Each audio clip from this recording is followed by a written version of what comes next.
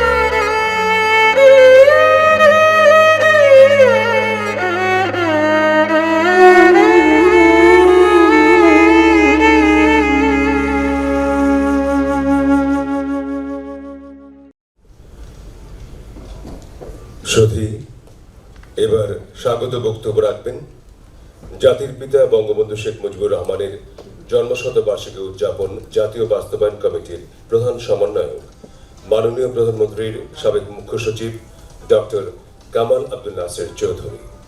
আজকের এই আলোচনা সভার পরম শ্রদ্ধেয় সভাপতি মাননীয় প্রধানমন্ত্রী শেখ হাসিনা, জাতীয় বাস্তবায়ন কমিটির শ্রদ্ধেয় সভাপতি জাতীয় অধ্যাপক রফিকুল ইসলাম, বিশিষ্ট আলোচকবৃন্দ, আমন্ত্রিত মাননীয় মন্ত্রী, মাননীয় প্রতিমন্ত্রী ও ঊর্ধ্বতন সামরিক ও বেসামরিক কর্মকর্তাবৃন্দ, সুধীজন, আপনাদের সকলকে জাতীয় শোক দিবস উপলক্ষে আয়োজিত এই আলোচনা সভায় স্বাগত জানাই।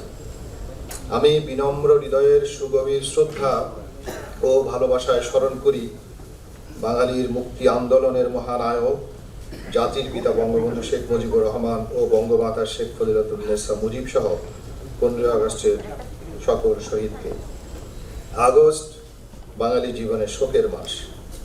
আগস্ট মাস আসলেই শ্রাবণের জলধারা পদ্মা, মেঘনা, যমুনা, মধুমতি বিধৌত আমাদের নদীমাতৃক হৃদয়ে অন্তহীন শোকের অশ্রুগাথা হয়ে যায়।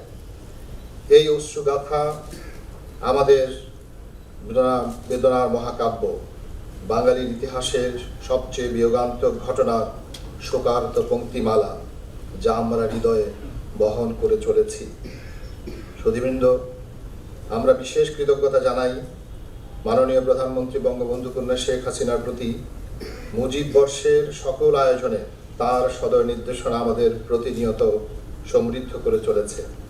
আজকের এই আলোচনা সভায় সংযুক্ত থেকে তিনি আমাদের অনুপ্রাণিত করেছেন। আজ আলোচক হিসেবে উপস্থিত আছেন সংগ্রামী জননেতা জনাব আমির হোসেন আমু, আইন, বিচার ও সংসদ বিষয়ক মন্ত্রণালয়ের মাননীয় মন্ত্রী, বিশিষ্ট আইনজ্ঞ জনাব আনিসুল হক, সাবেক মন্ত্রী, বরেণ্য সাংস্কৃতিক ব্যক্তিত্ব জনাব আসাদুজ্জামান নূর, বিশিষ্ট ইতিহাসবিদ অধ্যাপক ডক্টর আবু মোহাম্মদ দেলোয়ার হোসেন। আমি তাদের ধন্যবাদ জানাই আমাদের সময় দেওয়ার জন্য। 2020 সাল বাঙালি জাতির জন্য অনন্য মহিমাময় বছর। এবছর দেশে এবং বিদেশে আমরা পালন করছি বঙ্গবন্ধুর জন্মশতবার্ষিকী। বিশ্বজুড়ে করোনা মহামারীর ভয়াবহতার কারণে মাননীয় প্রধানমন্ত্রী শেখ হাসিনার সময় উপযোগী সিদ্ধান্ত অনুযায়ী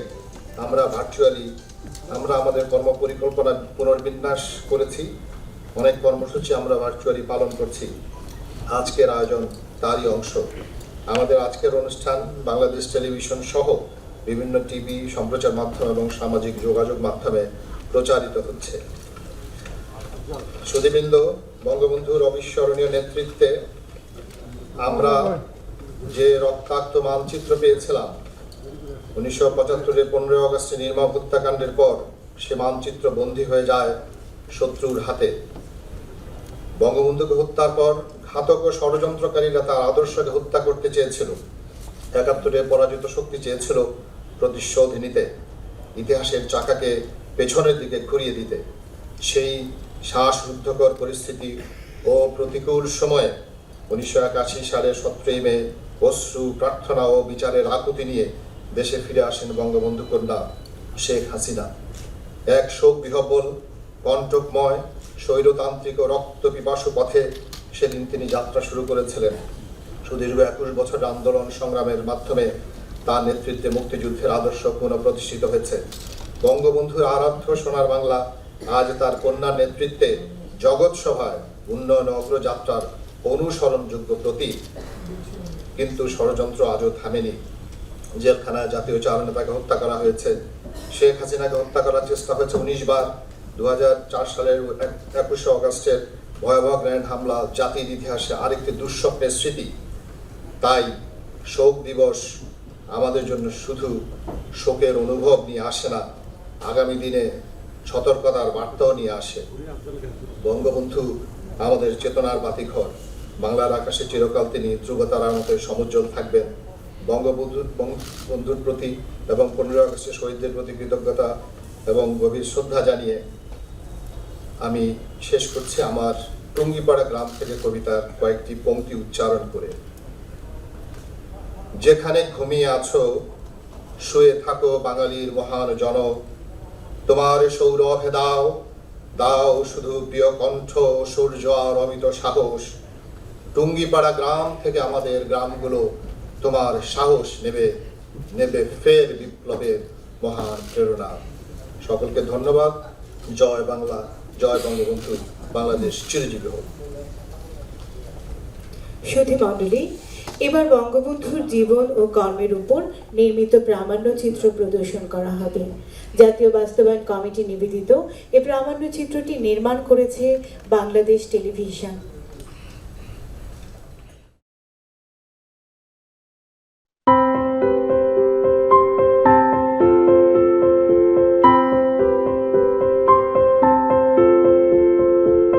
ব্রিটিশ উপনিবেশিক আমলে জন্ম বঙ্গবন্ধুর।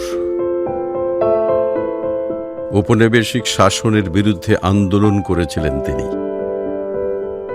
এরপর পাকিস্তানের শাসন ও শোষণের বিরুদ্ধে সোচ্চার এই নেতা খুব দ্রুত উঠে এলেন মানুষের মনের মণিকোঠায়। কৈশোরেই দেখলেন দুঃখিনী বাংলাকে, দরিদ্র বাংলাকে, দেখলেন সাম্প্রদায়িকতাকে। পুরো দেশের কান্নাকে বুকে লালন করে নেতৃত্ব দিলেন স্বাধিকার আন্দোলনের। নেতৃত্ব দিতে দিতেই একসময় হয়ে উঠলেন দেশবাসীর নয়নের মণি। কিভাবে হলেন?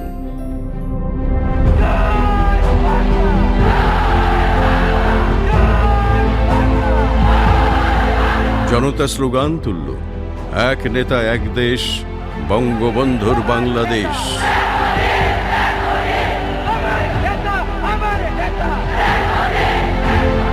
কেন এক নেতা এক দেশ? তখন মুক্ত স্বদেশের রূপকার হিসেবেই বঙ্গবন্ধুকেই মেনে নিয়েছে জাতি। মিছিলে, মেঠোপথে, সংগ্রামে, আলোচনায় তখন একটি নামই বাঙালির মনে বুলিয়ে দিচ্ছে শান্তির পরশ, শেখ মুজিবুর রহমান। আমি প্রধানমন্ত্রিত্ব চাই না, আমরা দেশের মানুষের অধিকার চাই। এবারে সংগ্রাম আমাদের মুক্তির সংগ্রাম, এবারে সংগ্রাম স্বাধীনতার সংগ্রাম।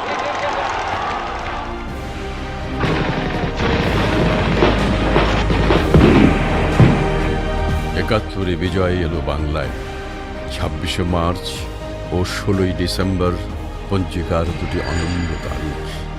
এই দুই তারিখের দিকে তাকালেই বোঝা যায় বীরের জাতি, বাঙালি জাতি, অসম্ভবকে সম্ভব করে তোলার জাতি বাঙালি।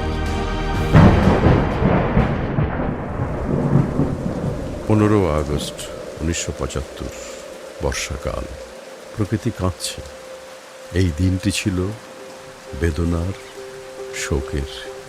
সেই ভয়াবহ দিনটি আজীবন শোকার্ত মানুষের দুঃখের মানচিত্র। সেদিন গাছের পাতারাও শোকে স্তব্ধ হয়ে গিয়েছিল। মায়ের চোখের জলও গিয়েছিল শুকিয়ে। উল্টো দিকে ঘুরতে শুরু করেছিল ঘড়ির কাঁটা। সেদিন সোনার বাংলা গড়ার স্বপ্ন থেমে গিয়েছিল নির্মম বুলেটের আঘাতে। ৭ কোটি মানুষকে তাবা রাখতে পারবো না। যার বজ্রকণ্ঠ সংহত করেছিল বাঙালির আবেগ, যার উচ্চারিত প্রতিটি শব্দকে বাঙালি লালন করেছে তীব্র মমতায়, যার কণ্ঠে শোনা গেছে কোটি বাঙালির হৃদয়ের সুর, তাকেই সেদিন সপরিবারে হত্যা করেছিল ঘাতকেরা। নরপশুদের হিংস্রতা থেকে রক্ষা পায়নি নারী, শিশু।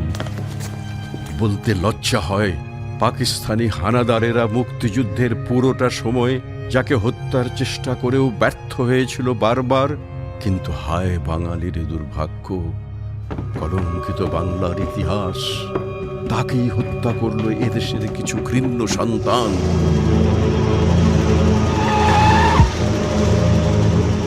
উদ্যত অস্ত্র নিয়ে যারা ধানমন্ডির ৩২ নম্বর বাড়িতে প্রবেশ করেছিল ১৫ই আগস্ট রাতে, তারা দেখতে ছিল বাঙালিরই মতো, কিন্তু তাদের হৃদয়ে ছিল ভিনদেশী। যেই ষড়যন্ত্রীরা বাংলাদেশকে হত্যা করতে চেয়েছিল ভ্রূণাবস্থায়, তাদেরই প্রেতাত্মা ছিল এই ঘাতকেরা। এরা হত্যা করল বাংলাদেশের স্থপতিকে, জাতির পিতা বঙ্গবন্ধু শেখ মুজিবুর রহমানকে।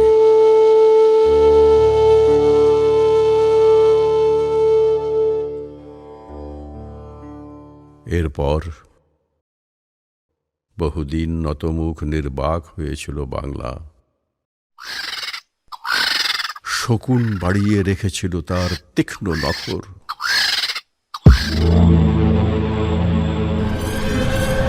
বাঘ কিংবা ভালুকের মতো নয়, বঙ্গোপসাগর থেকে উঠে আসা হাঙরের দল নয়।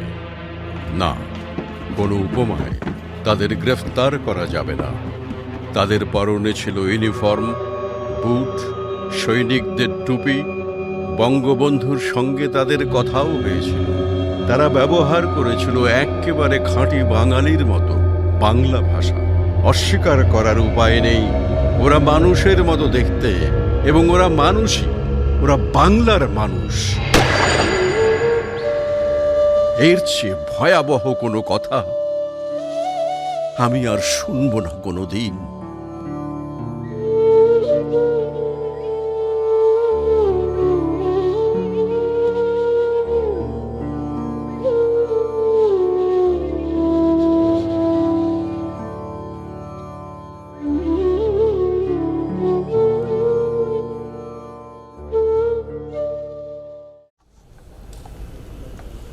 সুধী, এবার বঙ্গবন্ধুকে নিবেদিত কবিতা আবৃত্তি করবেন মাননীয় সংসদ সদস্য, সাবেক মন্ত্রী, জাতির পিতা বঙ্গবন্ধু শেখ মুজিবুর রহমানের জন্মশতবার্ষিকী উদযাপন জাতীয় বাস্তবায়ন কমিটির সাংস্কৃতিক অনুষ্ঠান ও প্রদর্শনী আয়োজন উপকমিটির আহ্বায়ক, বিশিষ্ট সাংস্কৃতিক ব্যক্তিত্ব জনাব আসাদুজ্জামান নূর।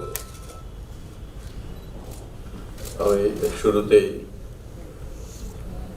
সর্বকালের সর্বশ্রেষ্ঠ বাঙালি, জাতির পিতা বঙ্গবন্ধু শেখ মুজিবুর রহমান এবং বঙ্গমাতা শেখ ফজিলাতুন্নেসার প্রতি গভীর শ্রদ্ধা জানাই এবং সেই সঙ্গে বেদনা ও শ্রদ্ধায় স্মরণ করি 15ই আগস্টে এই পরিবারের সদস্যবৃন্দ, স্বজন নিকটজন যারা শহীদ হয়েছিলেন তাদের প্রত্যেককেই। আমি নিবেদন করছি মহাদেব সাহার আমি কি বলতে পেরেছিলাম। আমার টেবিলের সামনে দেয়ালে শেখ মুজিবের একটি ছবি টাঙানো আছে।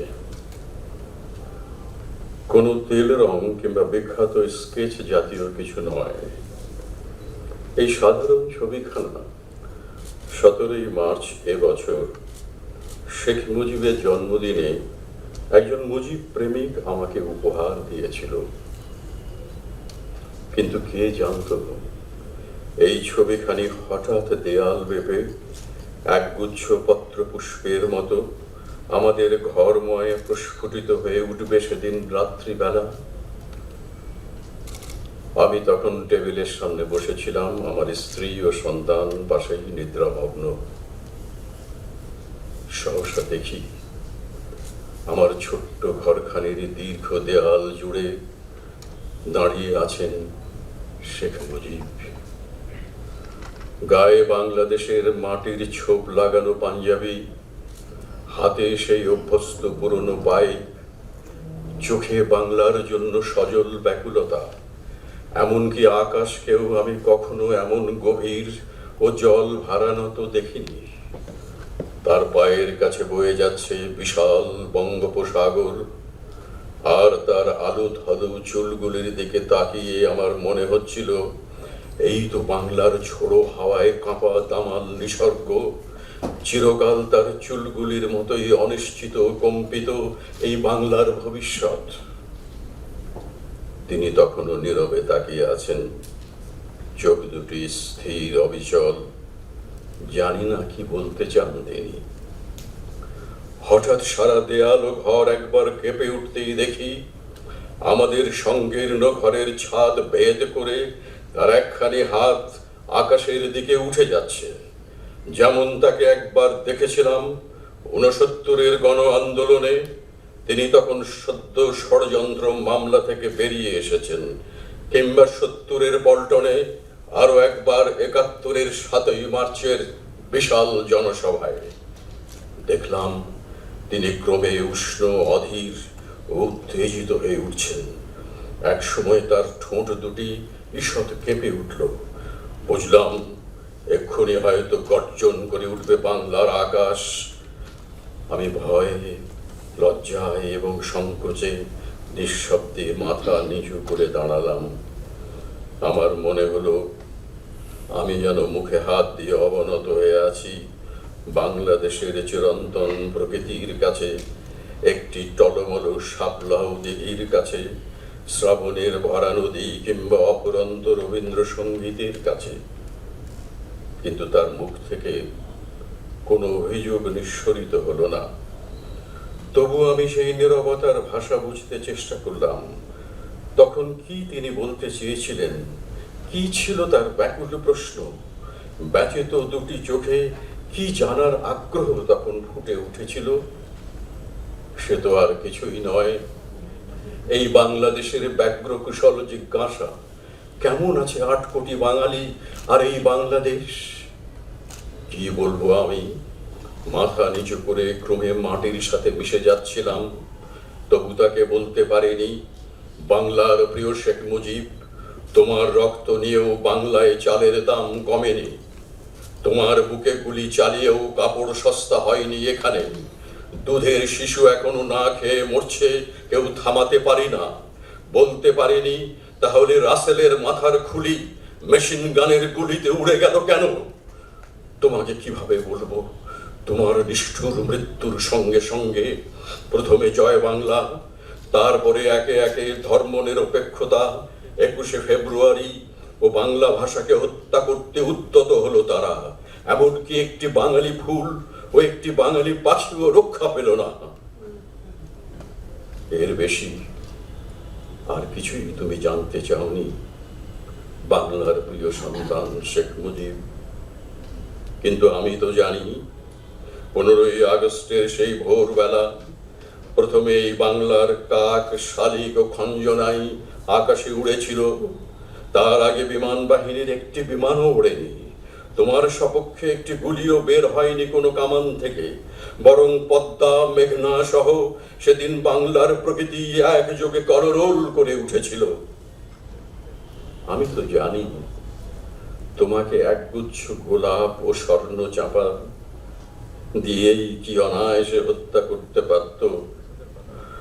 তবু তোমার বুকেই গুলির পর গুলি চালালো ওরা।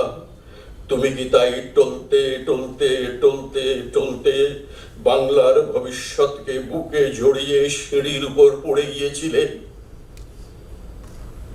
শেখ মুজিব সেই ছবির ভেতর এতক্ষণ স্থির তাকিয়ে থেকে মনে হলো এবার ঘুমিয়ে পড়তে চান।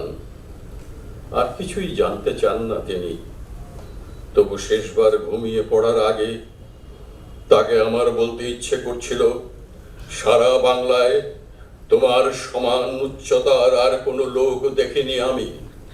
তাই আমার কাছে বার্লিনে যখন একজন ভায়োলিন বাদক বাংলাদেশ সম্বন্ধে জানতে চেয়েছিল, আমি আমার বুক পকেট থেকে ভাঁজ করা একখানি 10 টাকার নোট বের করে শেখ মুজিবের ছবি দেখিয়েছিলাম। বলেছিলাম, দেখো এই বাংলাদেশ, এর বেশি বাংলাদেশ সম্পর্কে আমি আর কিছুই জানি না। আমি কি বলতে পেরেছিলাম তার শেষবার ঘুমিয়ে পড়ার আগে? আমি কি বলতে পেরেছিলাম? আমি কি বলতে পেরেছিলাম?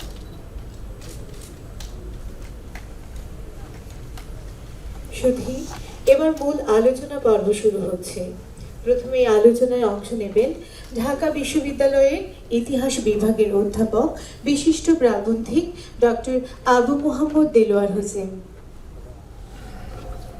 জাতির পিতা বঙ্গবন্ধু শেখ মুজিবুর রহমানের 45তম শাহাদাত বার্ষিকী ও জাতীয় শোক দিবস 2020 উপলক্ষে আয়োজিত আজকে আলোচনা সভার সভাপতি, মানবজাতি বাংলাদেশ সরকারের মাননীয় প্রধানমন্ত্রী ও বঙ্গবন্ধু কন্যা শেখ হাসিনা এমপি, শ্রদ্ধেয় আলোচকবৃন্দ, মঞ্চে উপবিষ্ট এবং সামনে যারা বসে আছেন অতিথিবৃন্দ, সবাইকে শুভেচ্ছা জানাচ্ছি। প্রথমেই আমি কৃতজ্ঞতার সাথে স্মরণ করছি এবং শ্রদ্ধা নিবেদন করছি যারা 1975 সালের 15ই আগস্ট হত্যাযজ্ঞের শিকার হয়েছিলেন জাতির পিতা বঙ্গবন্ধু শেখ মুজিবুর রহমান এবং তার পরিবারের সদস্যবৃন্দ, এবং তাকে উদ্ধার করতে গিয়ে, তাকে রক্ষা করতে গিয়ে যারা আরও শহীদ হয়েছিলেন তাদের সবাই প্রতি শ্রদ্ধা নিবেদন করছি। আমি যে বিষয়টা আজকে আলোচনার জন্য বেছে নিয়েছি সেটি হচ্ছে মানব জাতির প্রতি বঙ্গবন্ধুর যে চিন্তাধারা সেটি। আমি শুরুতেই বঙ্গবন্ধুর অসমাপ্ত আত্মজীবনীর সূচনার দিকে যে এই বঙ্গবন্ধুর বক্তব্যটি আছে সেটা উদ্ধৃত করতে চাচ্ছি। একজন মানুষ হিসেবে সমগ্র মানব জাতি নিয়ে আমি ভাবি। একজন বাঙালি হিসেবে যা কিছু বাঙালির সঙ্গে সম্পর্কিত তাই আমাকে গভীরভাবে ভাবায়। এই নিরন্তর সম্পৃক্তি উৎস ভালোবাসা, অক্ষয় ভালোবাসা, যে ভালোবাসা আমার রাজনীতি ও অস্তিত্বকে অর্থবহ করে তোলে। আনকোট। এই বক্তব্য স্পষ্ট হয়ে ওঠে তিনি কেবল বাঙালির অবিসংবাদিত নেতাই ছিলেন না, তিনি বিশ্বের নেতাও ছিলেন। তিনি জনগণের মুক্তি এবং সুখী সমৃদ্ধ জীবনের শুধু স্বপ্ন দেখাননি, তা বাস্তবায়নে সোনার বাংলা গড়ার পথও দেখিয়েছেন। শুধু নিজ দেশের নয়, অন্য দেশের মানুষের মুক্তি ও সমৃদ্ধির চিন্তাও তিনি করেছেন। শুধু চিন্তাই করেননি, যত আন্তর্জাতিক ফোরামে তিনি বক্তব্য রেখেছেন সব জায়গায় নিবেদিত হয়েছেন একটি কথা তিনি বারবার বলার চেষ্টা করেছেন, তিনি দেশের যেরকম মানুষের মুক্তি চান, বিদেশে যারা আছে তারা সেই নাগরিকদেরও মুক্তি চান। বাল্যকাল থেকে বঙ্গবন্ধু ছিলেন মানবদরদী, মুক্ত চিন্তা এবং অসাম্প্রদায়িক চেতনায় বিশ্বাসী। 43 সালের দুর্ভিক্ষের দিকে যদি তাকাই, অথবা 46 সালে কলকাতা বিহারের দাঙ্গা, সর্বত্রই দেখি আমরা হিন্দু মুসলিম দাঙ্গার সময় তিনি সাম্প্রদায়িক সম্প্রীতি বজায় রাখার চেষ্টা করেছেন। শুধু নিজের সম্প্রদায় বা মুসলমানদের উদ্ধারের জন্য চেষ্টা করেননি, তিনি একই সাথে হিন্দু মুসলিম উভয়ের জন্যই মঙ্গল চেয়েছেন। তিনি মানুষকে সংগঠিত এবং কাছে টানার ছিল একটা বিশাল সম্মোহনী শক্তি তার। 47 সালে পাকিস্তান সৃষ্টির পর বিপুল সংখ্যক যুবক এবং তরুণরা যখন দিশেহারা ছিল, তখন তিনি গণতান্ত্রিক যুবলীগ এবং ছাত্রলীগ গড়ে তুললেন। আওয়ামী লীগ, যা পরবর্তীকালে আওয়ামী মুসলিম লীগ হলো, সেখানে তিনি সমবেত করলেন সমস্ত মানুষকে। তৃণমূল পর্যায়ে গড়ে তুললেন এই সংগঠনটি, যেটি এতদিন ছিল ফরিদপুরে ছিল মিয়াদের দখলে, মোহন মিয়া, ঠান্ডা মিয়া এবং লাল মিয়াদের দখলে, সেটাকে তিনি নিয়ে আসলেন সাধারণ মানুষের কাছে। আর আওয়ামী লীগকে নিয়ে আসলেন তৃণমূল পর্যায়ে, যেটি এতদিন ছিল নবাবদের দখলে, যেটা ছিল খাজাদের দখলে, ছিল জমিদারদের দখলে, তিনি নিয়ে আসলেন সাধারণ মানুষের কাছে। এভাবে সাধারণ মানুষের ভাবনার বিষয়টি তার যে বাল্যকাল থেকে ছিল সেটি ক্রমান্বয়ে পল্লবিত হয়েছে সারা জীবনেই তার। পাকিস্তানের স্বাধীনতার পর তিনি ঘোষণা দিয়ে ফেললেন এটি একটি ফাঁকির স্বাধীনতা, এবং এই ফাঁকির স্বাধীনতায় মানুষের কোনো মঙ্গল আসবে না। যেই কারণে ভাষা আন্দোলন থেকে শুরু করে যে জাতীয়তাবাদী চেতনা, নতুন একটি জাতীয়তাবাদী চেতনা আসলো, সেটি পাকিস্তান জাতীয়তাবাদকে দূরে ঠেলে দিয়ে একটি জাতীয়তাবাদ নতুন, যেটি বাঙালি জাতীয়তাবাদ। বঙ্গবন্ধু ক্রমান্বয়েই আমরা দেখতে পাচ্ছি যে স্বাধীনতার পর, মানে পাকিস্তানের স্বাধীনতার পর যদি আমরা বলি, সেখানে দেখা যাচ্ছে যে শুরু থেকেই তিনি জনসম্পৃক্ত রাজনীতির কথা ভেবেছেন। যে দেশটি 71 সালে প্রতিষ্ঠিত হলো তা কিন্তু একদিনে প্রতিষ্ঠিত হয় নাই। বঙ্গবন্ধুর নেতৃত্বে সেই ভাষা আন্দোলন থেকে শুরু করে 6 দফা এবং অন্যান্য আন্দোলনের ফসল হিসেবে শেখ মুজিব থাকলেন না, হয়ে গেলেন আমাদের বঙ্গবন্ধু, হয়ে গেলেন সবার নেতা। দেশটি যখন স্বাধীন হলো বাংলাদেশ, তখন আমরা দেখি উপমহাদেশে অথবা অন্যদিকে তাকালেও আমরা কোনো দেখি না, ইন্ডিয়া রাষ্ট্রের নাম হচ্ছে রিপাবলিক অফ ইন্ডিয়া, পাকিস্তানের নাম হচ্ছে ইসলামিক রিপাবলিক অফ পাকিস্তান, কিন্তু বাংলাদেশ হচ্ছে গণপ্রজাতন্ত্রী বাংলাদেশ। কারণটি হচ্ছে এই, বঙ্গবন্ধু মানুষকে কিভাবে ভেবেছিলেন সেটি রাষ্ট্রের নাম, যেটি রাষ্ট্রের নামের মধ্যে তিনি ঢুকিয়ে দিলেন গণপ্রজাতন্ত্রী। স্বাধীনতার পর তিনি নতুন একটি কথা নিয়ে আসলেন, সেটি হচ্ছে আগের সংগ্রাম ছিল স্বাধীনতার সংগ্রাম, এবারের সংগ্রাম হচ্ছে দেশ গড়ার সংগ্রাম।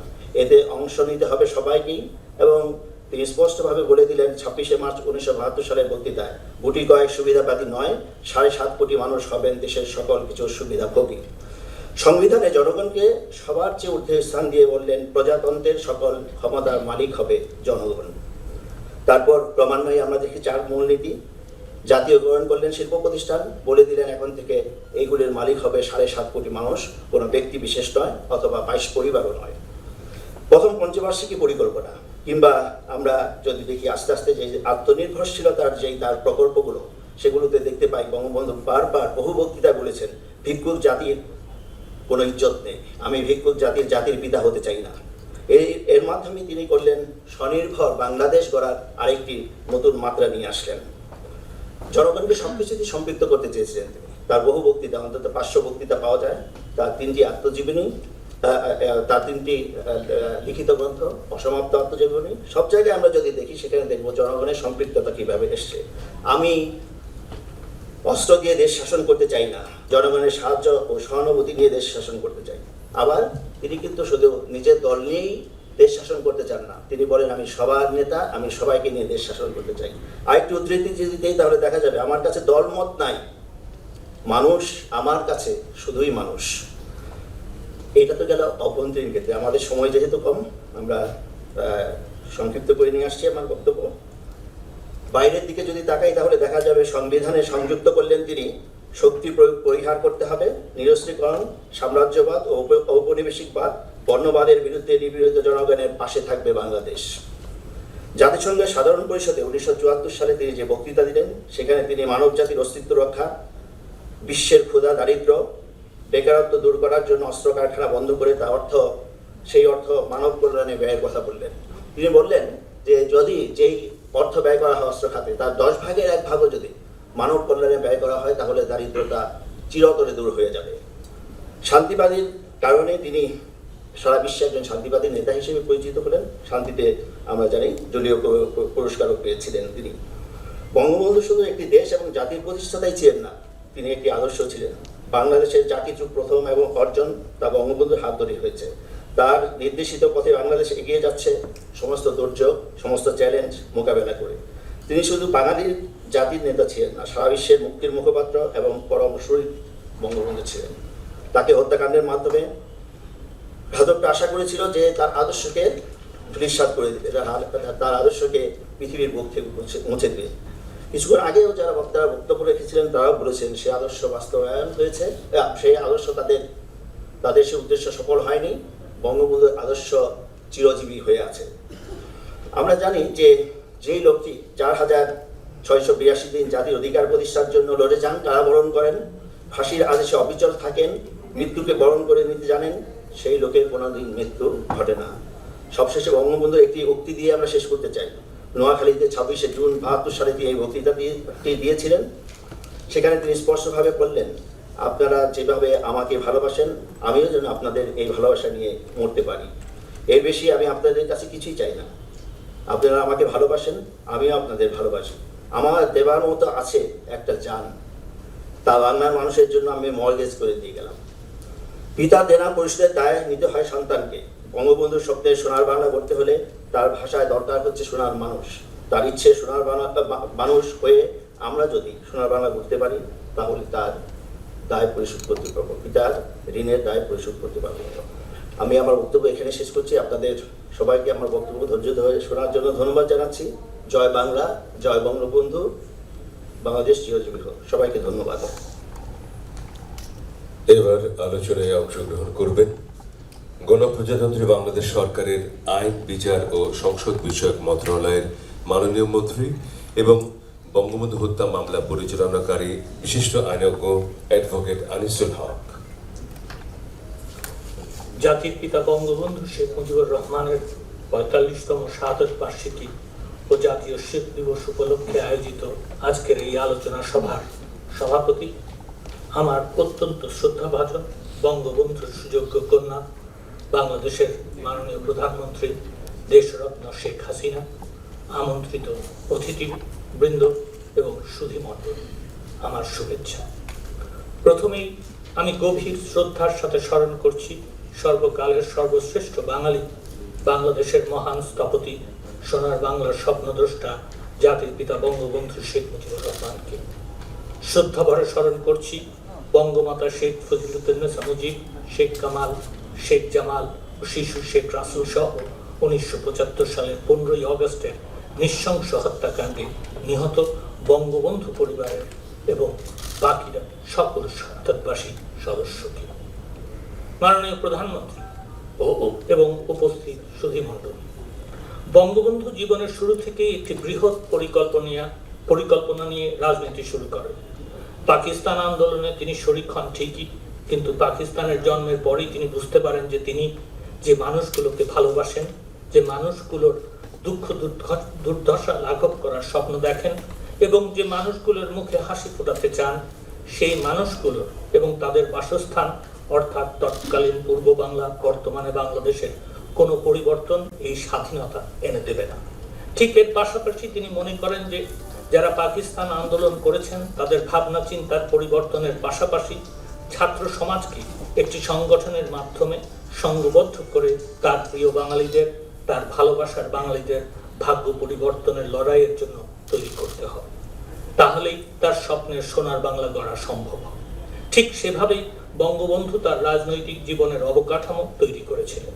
তিনি এক পাশে ছাত্রলীগ প্রতিষ্ঠা করেছিলেন, অন্য পাশে আওয়ামী মুসলিম লীগের হাল ধরেছিলেন। বঙ্গবন্ধু শুরু থেকেই নিয়মতান্ত্রিক রাজনীতির মাধ্যমে তার স্বপ্নের সোনার বাংলা গড়ার কর্মপন্থা এবং কর্মসূচি জনগণের কাছে পৌঁছে দেওয়ার জন্য নির্বাচনের পথ অবলম্বনে বিশ্বাসী ছিলেন। তিনি সবসময় মনে করতেন জনগণই শক্তি, তাই জনগণের ক্ষমতায়নের মাধ্যমেই কেবল সোনার বাংলা গড়া সম্ভব। অধিকার প্রতিষ্ঠা, গণতান্ত্রিক পদ্ধতি হিসাবে নির্বাচন আর অধিকার হরণ করার আক্রমণের বিরুদ্ধে প্রতিবাদ করাই ছিল বঙ্গবন্ধুর রাজনৈতিক বৈশিষ্ট্য। সে কারণেই 1948 সালে বাংলাকে মাতৃভাষা না করার বিরুদ্ধে তিনি সোচ্চার ভূমিকা রাখেন ও 1952 সালের ভাষা আন্দোলনে জেলখানা থেকে নির্দেশনা দেন। এর অব্যাহতি পরেই তিনি 1954 সালের নির্বাচনে অংশগ্রহণ করেন এবং 1954 সালে তিনি প্রথমবারের মতো কৃষি, ঋণ, সমবায় ও পল্লী উন্নয়ন মন্ত্রণালয়ের দায়িত্ব পান। 1956 সালে তিনি আবারও কোয়ালিশন সরকারের বাণিজ্য, শ্রম, শিল্প, সমাজ কল্যাণ, সমবায় এবং দুর্নীতি দমন বিষয়ক মন্ত্রণালয়ের দায়িত্ব পান। নিরঙ্কুশ বিজয়ের পরেও পাকিস্তানের শাসক গোষ্ঠীর বাংলাদেশের মানুষের ভাগ্য উন্নয়নের প্রচেষ্টাকে বাধাগ্রস্ত করার ষড়যন্ত্র বাংলার জনগণের কাছে উন্মোচিত হয়। বঙ্গবন্ধু পরিষ্কারভাবে বাংলার জনগণকে বোঝানো শুরু করেন যে পাকিস্তানের শাসক গোষ্ঠী বাঙালিদের ভাগ্য উন্নয়ন করতে দেবে না। বঙ্গবন্ধু শেখ মুজিবুর রহমানের নেতৃত্বে যতই বাংলাদেশের জনগণ গ্রহণ করছিল ও বঙ্গবন্ধুর জনপ্রিয়তা যতই বাড়ছিল, ততই তিনি পাকিস্তান শাসক গোষ্ঠীর চক্ষুশূল হয়ে উঠছিলেন এবং তাকে পাকিস্তানের সকল সরকার কর্তৃক বারংবার কারাগারে পাঠানো হচ্ছিল। 1966 সালে বঙ্গবন্ধু যখন 6 দফা ঘোষণা করেন, তখন আইয়ুব খান বুঝতে পারে যে বঙ্গবন্ধু তার সোনার বাংলা গড়ার স্বপ্ন বাস্তবায়নের জন্য একটি নির্দিষ্ট পথে এগুচ্ছে। এটা বুঝতে পেরেই আগরতলা ষড়যন্ত্র মামলার আসামি করে বঙ্গবন্ধুকে ফাঁসি দেওয়ার পরিকল্পনা করা হয়। তবে বারংবার কারাগারে পাঠানো হলেও বঙ্গবন্ধু কখনোই কারাগার থেকে কারো দয়া বেরিয়ে আসেন। আইনি লড়াইয়ের মাধ্যমে আদালত থেকে মুক্তি নিয়েছিলেন তিনি। অনেক সময় জনগণের রোষানল থেকে বাঁচার জন্য সরকার তাকে মুক্তি দিয়েছিল। পাকিস্তানের শাসক গোষ্ঠী বঙ্গবন্ধুর বিরুদ্ধে এমন অসংখ্য মিথ্যা ও হয়রানি মামলা দায়ের করেছিল যা পরবর্তীতে মিথ্যা প্রমাণিত হয়েছে এবং বিচারকরা মামলার জাজমেন্টে বঙ্গবন্ধুর বক্তব্য এবং পদক্ষেপকে আইনসঙ্গত বলে স্বীকৃতি দিয়েছিল। এখানে প্রথমেই আমি উল্লেখ করতে চাই বঙ্গবন্ধুর বিরুদ্ধে একটি মিথ্যা দুর্নীতি মামলার কথা, যা করা হয়েছিল 2রা ফেব্রুয়ারি 1959 সালে। এ মামলায় নিম্ন আদালতে বঙ্গবন্ধুকে সাজা দেওয়ার পরে পূর্ব পাকিস্তান হাইকোর্টের 1963 সালের জুলাই মাসে বঙ্গবন্ধুকে বেকসুর খালাস দেন। সেখানে জাস্টিস আসির এবং জাস্টিস আলীর দ্বৈত বেঞ্চে এই রায় হয়। উল্লেখ্য যে বঙ্গবন্ধুর সেই সময়কার মন্ত্রী হিসেবে একটি নোটের বিষয়ে বিচারপতিগণ ভূয়সী প্রশংসা করেন। বঙ্গবন্ধু সেখানে লিখেছিলেন, My idea is to eliminate import of soft coke, not abruptly but gradually, so that the proposed industrialist can build up his factory to convert hard coke into soft coke to meet the entire requirement of the province. To achieve this objective, the present agency for import of soft coke should be cancelled and the applicant should be appointed as the agent on definite condition that he must complete his arrangements to meet the local demand of soft coke by converting imported hard coke within 1 year, failing which government will review the whole matter. To start the industrial unit, they should get permission to import 500 tons of hard coal. Action should be taken within 10 days. এখান থেকে পরিষ্কার বোঝা যায় স্বচ্ছ ভাষায় বাংলার অধিকার রক্ষায় তিনি সব সময় মন্ত্রী হিসাবে লিপিবদ্ধ করে গেছেন। তারপর 1967 সালের অগস্ট মাসের 9 তারিখে আরেকটি রায়, পূর্ব পাকিস্তান হাইকোর্ট একটি বিশেষ বেঞ্চ একটি বিভক্ত রায় ডিফেন্স অফ পাকিস্তান রুলস এর আওতায় বঙ্গবন্ধুর আটকাদেশ বৈধ বলে ঘোষণা দেন। এই বিশেষ বেঞ্চে ছিলেন বিচারপতি জনাব বাকের, বিচারপতি জনাব আব্দুল্লাহ এবং বিচারপতি জনাব আব্দুল হাকিম। বিচারপতি আব্দুল্লাহ অপর দুইজন বিচারপতির সাথে ভিন্ন মত পোষণ করে বঙ্গবন্ধুর আটকাদেশকে অবৈধ বলে রায় দিয়েছিলেন। সে রায়ে তিনি বলেছিলেন, It further appears that Awami League is a political party functioning in the country. It has admittedly adopted the 6-point program as a political platform. The basic idea of the 6-point program seems to be to give complete provincial autonomy to both the wings of Pakistan in accordance with the Lahore Resolution of 1940. Admittedly, no steps have been taken by the government to refer either the 6 points program or the activities of the party under Section 6 of the Political Parties Act to the Supreme Court. In these circumstances, the detainee, who is the president of the party, could not be said to have indulged in prejudicial activities in his attempt to project the 6 points program to the people. এরপর আমি অত্যন্ত বিনীতভাবে আরেকটি মামলার কথা উল্লেখ করতে চাই। সেখানেও বঙ্গবন্ধুকে ডিফেন্স অফ পাকিস্তান রুলস এর আওতায় আটক করা হয় এবং বিচারপতি জনাব আব্দুল হাকিম 6 মে 1969 সালের রায় বঙ্গবন্ধুর আটকাদেশ ও দণ্ডাদেশ অবৈধ বলে রায় দেন। রায়ে তিনি বলেন, He has contended that the speech was made by the accused petitioner in furtherance of his own political theory, namely the 6 points program of the Awami League for maintaining the integrity of Pakistan and removing the causes of disparity between the two wings, and the speaker was within the bounds of law in criticizing the policies of the government. বঙ্গবন্ধুর আইনজীবী জনাব সিরাজুল হক উল্লেখিত বক্তব্যের সঙ্গে একমত পোষণ করে justice হাকিম বলেন, One thing is apparent that some of the matters introduced in the speech, though appear to be unpalatable, are factually true and unpleasant truth. এই দৃষ্টান্তগুলো থেকেই বোঝা যায় বঙ্গবন্ধু আইনি লড়াইয়ের মাধ্যমে বাংলাদেশের জনগণের দাবিকে বৈধতা এনে দিয়েছিলেন। বঙ্গবন্ধু আইনের শাসনের প্রতি শ্রদ্ধার সবচেয়ে বড় নিদর্শন হচ্ছে 10 মাসের মধ্যে বাংলাদেশকে একটি সংবিধান উপহার দেওয়া, সেই সংবিধানে স্বাধীন বিচার বিভাগ প্রতিষ্ঠা করা এবং সদ্য স্বাধীন দেশে 1973 সালে একটি নির্বাচন অনুষ্ঠান করা। সম্মানিত সুধীমন্ত, বলতে লজ্জা হয় 1975 সালের 15ই আগস্ট এদেশেই ঘাতকদের বুলেটে বঙ্গবন্ধু তার পরিবারের প্রায় সকল সদস্যদের প্রাণ হারাতে হয় এবং এই খুনিদের রক্ষা করার জন্য 26শে সেপ্টেম্বর 1975 সালে ইনডেমনিটি অর্ডিন্যান্স নামে একটি কালো আইন জারি করা হয়। বঙ্গবন্ধুর হত্যার বিচার পেতে জাতিকে 21 বছর অপেক্ষা করতে হয়। তার কন্যাকে নির্বাচনে জয়ী হয়ে সরকার গঠন করতে হয় এবং 12 নভেম্বর 1996 সালে সেই কালো আইনকে বাতিল করতে হয়। সাধারণ আইনে নিয়মিত নিম্ন আদালত থেকে উচ্চতম আদালতে ধাপে ধাপে দীর্ঘ প্রক্রিয়ার মধ্য দিয়ে এই বিচার কার্য শেষ করা হয় এবং রায় কার্যকর করা হয়। 61 জন সাক্ষীর সাক্ষ্য গ্রহণের মাধ্যমে দোষ প্রমাণিত হওয়ার পরেই আদালত খুনিদের দণ্ডিত করে। হত্যার বিচার প্রক্রিয়াতেও সাধারণ মানুষের থেকে বঙ্গবন্ধু বিচ্যুত হননি, জাতির পিতা হিসাবে সুবিধা নেননি।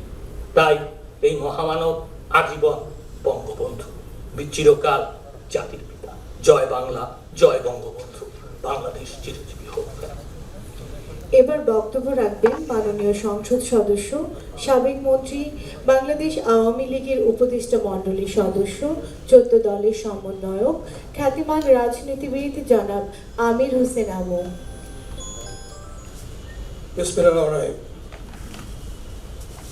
জাতীয় জনকের 45তম শাহাদাত বার্ষিকী উপলক্ষে বঙ্গবন্ধু 100তম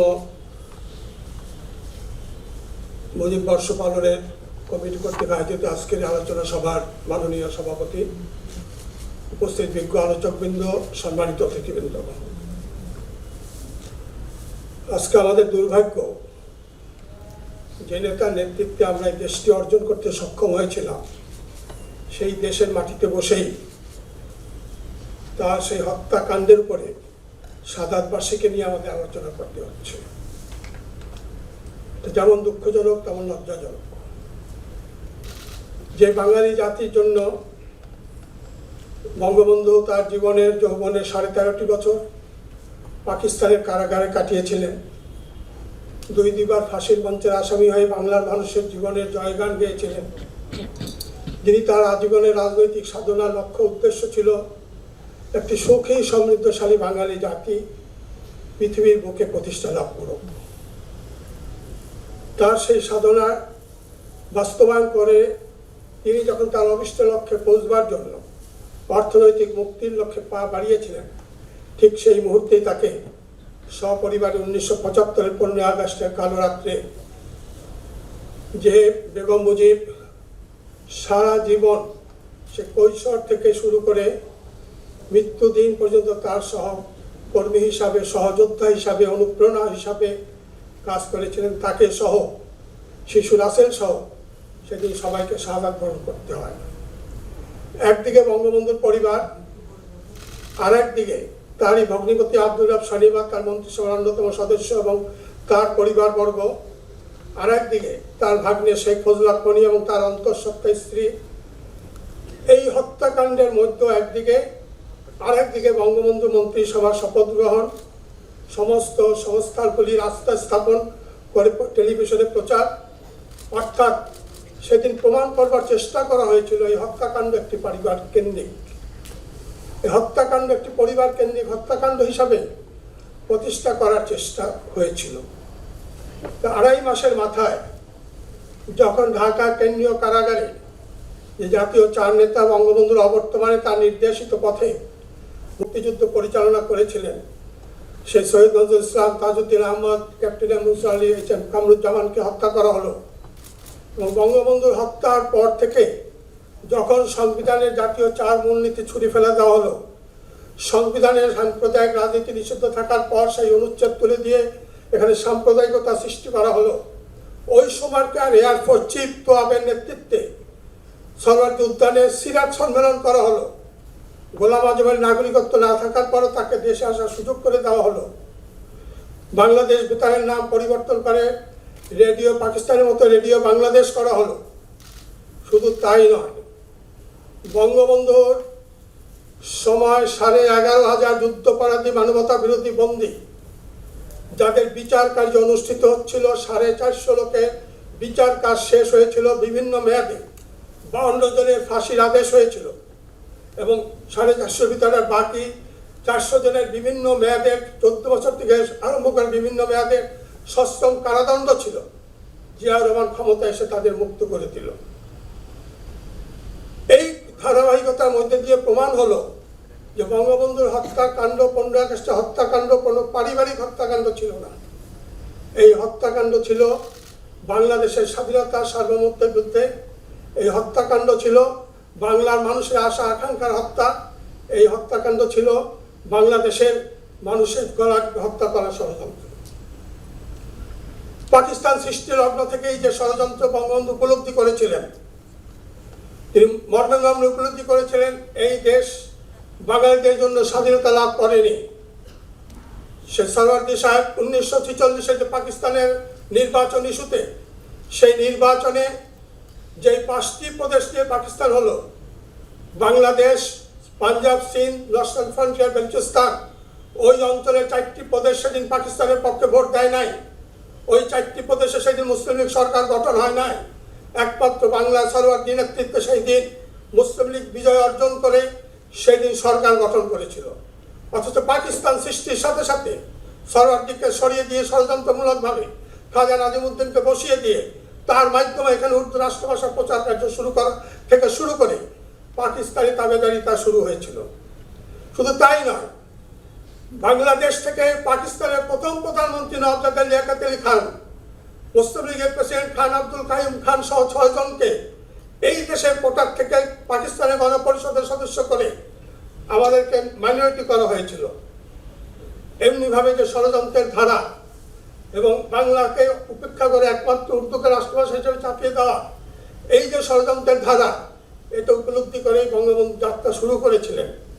প্রথমে ছাত্রলীগ, তারপরে আওয়ামী লীগ নিয়ে যাত্রা করে তৃণমূল পর্যায়ে বাঙালি জাতিকে তিনি ধাপে ধাপে ঐক্যবদ্ধ করতে সক্ষম হয়েছিলেন। আন্দোলন, সংগ্রাম, নির্বাচন, প্রতিটি ক্ষেত্রে তার উপস্থিতি এবং সেগুলির মাধ্যমে জনগণের সম্পৃক্ততা, জনগণকে ঐক্যবদ্ধ করা এবং তার জনগণকে নিয়ে এগিয়ে যাওয়া। সর্বোপরি সর্বশেষ 6 দফা আন্দোলন, যেই 6 দফাকে বাঙালি মানুষ মুক্তি সনদ হিসাবে, ম্যাগনা কার্টা হিসাবে অভিহিত করেছিল এবং বঙ্গবন্ধুকে সেদিন বঙ্গ শার্দুল বলা হতো। তারপরে ঝটিকা সফর দেওয়ার সময় বারবার বিভিন্ন জায়গায় তাকে মামলা দিয়ে গ্রেপ্তার করা, উচ্চ আদালত থেকে জামিন নিয়ে পরবর্তী মিটিংয়ে তিনি যেতেন। এমনিভাবে 6 দফা প্রচারের সময় তার উপরে নির্যাতন, নিষ্পেষণ চলছিল। সর্বশেষ নারায়ণগঞ্জে 8ই মে জনসভা করে আসার পর তাকে গ্রেপ্তার এবং বন্দি থাকা অবস্থায় 2 বছরের পর তাকে আগরতলা মামলা দিয়ে ফাঁসি কাস্তে ঝুলাবার ষড়যন্ত্র। ঐক্যবদ্ধ আন্দোলন, সংগ্রাম, কারফিউ ভঙ্গ করে দেশের মানুষ সেই দিন জীবন দিয়ে রক্ত দিয়ে বঙ্গবন্ধুকে মুক্ত করে আনে এবং দেশ স্বাধীন হওয়ার পর 5ই জানুয়ারি তার বক্তৃতায় তিনি বলেছিলেন, এত রক্তের বিনিময়ে যে স্বাধীনতা, সেই স্বাধীনতা অর্থহীন হয়ে যাবে যদি আমি অর্থনৈতিক মুক্তি দিতে না পারি। এবং সেই অর্থনৈতিক মুক্তি দেওয়ার লক্ষ্যে তিনি যখন দ্বিতীয় বিপ্লবের কর্মসূচি দিলেন, সেই মুহূর্তেই তাকে সপরিবারে হত্যা হয়। তারা মনে করেছিল শিশু রাসেল পর্যন্ত হত্যা করে তার বঙ্গবন্ধুর আদর্শ থেকে বাঙালি জাতিকে ধ্বংস করে দিতে সক্ষম হবে, বাংলাদেশের স্বাধীনতা সার্বভৌমত্বকে নষ্ট করতে সম্ভব হবে। কিন্তু বঙ্গবন্ধু কন্যা শেখ হাসিনাকে আওয়ামী লীগ সভাপতি নির্বাচিত করে আনার পর তার নেতৃত্বে আবার এই দেশের গণমানুষ, এই দেশের মুক্তিযুদ্ধের সপক্ষের শক্তি, এই দেশের গণতান্ত্রিক প্রগতিশীল শক্তি, অসাম্প্রদায়িক শক্তি ঐক্যবদ্ধ হয়ে আবার নতুন করে আন্দোলনের সূচনা।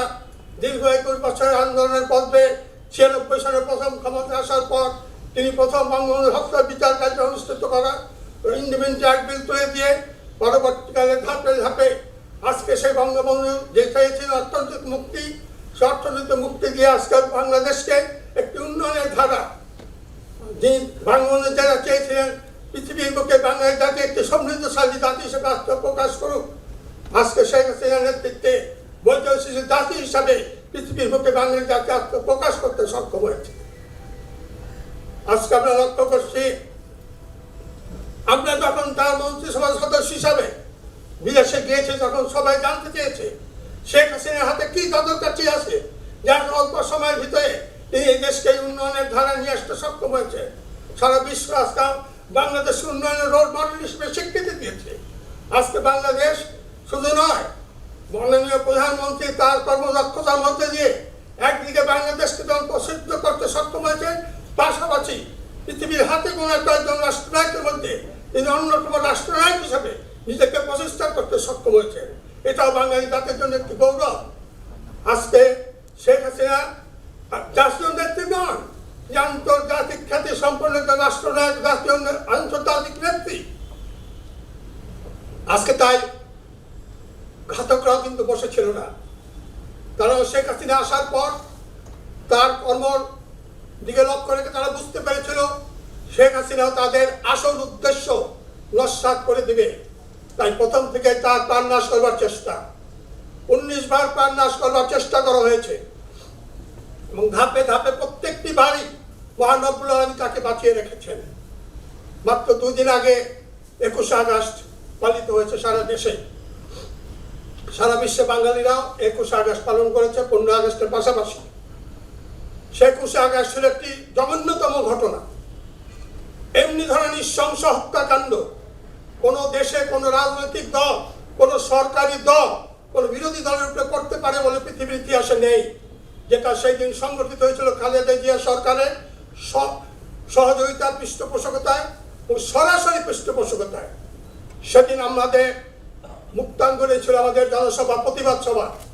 আমাদের কিবরিয়া সাহেব হত্যা, আসানুল্লাহ মাস্টার হত্যা, তৎকালীন ব্রিটিশ হাই কমিশনের উপরে বোমা নিক্ষেপ, চিরঞ্জিত সেনের উপরে বোমা নিক্ষেপ, কামরানের উপরে বোমা নিক্ষেপ, এরই প্রতিবাদে সারা দেশে হত্যা এবং ষড়যন্ত্রের বিরুদ্ধে সেই প্রতিবাদ সভা ছিল। সেই দিন আমাদের সভা নির্ধারিত ছিল মুক্তাঙ্গনে, সেখান থেকে পুলিশ মাইক কেড়ে নেয়, আমাদের চলে আসতে হয় আওয়ামী লীগ সামনে, সেখানে ট্রাকের উপরে মাইক বেঁধে আমাদের মিটিং করতে হয় এবং সেই মিটিংয়ের শেষ পর্যায়ে মাননীয় প্রধানমন্ত্রী তৎকালীন বিরোধী নেত্রী যখন বক্তব্য দিয়ে নেমে যাচ্ছিলেন, তখন আরেকজন সাংবাদিকের আবদারে তিনি আবার দাঁড়ালেন। তখন তা শুরু হলো এই গ্রেনেড হামলা। তাকে গাড়িতে দিয়ে উঠাবার সময়ও তার গাড়িকে এবং তাকে লক্ষ্য করে গ্রেনেড হামলা এবং গুলিবর্ষণ করা হলো। অর্থাৎ সেই দিন তারা শেষ চেষ্টা চালিয়েছিল শেখ হাসিনাকে হত্যা করবার। মহান রব্বুল আলামিন সেদিন হাতে তুলে তাকে বাঁচিয়ে রেখেছিলেন। আজকে বাংলাদেশে যখন খরা, দুর্ভিক্ষ, মহামারী যা লেগেছিল সারা জীবন, এই দেশের শক্তিশালী দুজন রাষ্ট্রপতি উত্তরবঙ্গে এরশাদ এবং জিয়া রহমান, তারা উত্তরবঙ্গের রাষ্ট্রপতি, অথচ তাদের সময় উত্তরবঙ্গে বছরে দুবার মঙ্গা হতো, দুবার দুর্ভিক্ষ হতো। কিন্তু শেখ হাসিনা ক্ষমতা আসার পর সে উত্তরবঙ্গবাসী মঙ্গা বলে গিয়েছে। আজকে সারা দেশে যখন এই অবস্থা, সেই অবস্থার হিংসাত্মক মনোভাব নিয়ে সেই দিন খালেদা জিয়াউর রহমানের সেই অসমাপ্ত কাজ, জিয়াউর রহমান আমলে বঙ্গবন্ধু সহ সপরিবার যেটা হয়েছিল, আজকে তারই সময় অসমাপ্ত কাজ। জিয়াউর রহমানও সেই দিন ক্ষমতা এসে শাহজিজকে প্রধানমন্ত্রী, জয়পুরহাটে আব্দুল আলিম রাজাকারকে মন্ত্রিসভা করে এই দেশের সমস্ত স্বাধীনতা বিরোধী শক্তিকে রাজনৈতিক, অর্থনৈতিক, সামাজিক প্রতিষ্ঠা দিয়ে যেভাবে যাত্রা শুরু করেছিল, ঠিক তেমনি ভাবে খালেদা জিয়া তার যাত্রার সাথী হিসাবে ওই যুদ্ধাপরাধী মুজাহিদি আল নিজামীদের নিয়ে সরকার গঠন পর্যন্ত করেছিল। এবং একই সূত্রে ওই কথিত 21শে আগস্টের সেই গ্রেনেড হামলা, 71-এ পরাজিত শক্তি, 75-এর ঘাতক এবং 21শে আগস্টের ঘাতক একই ধারা, একইভাবে নিয়োজিত এবং তারই একই উদ্দেশ্য। আজকে তাই বঙ্গবন্ধুর শাহাদাত বার্ষিকী পালনের দিনে এদেশের মানুষ আজকে অনেক সজাগ, অনেক সচেতন।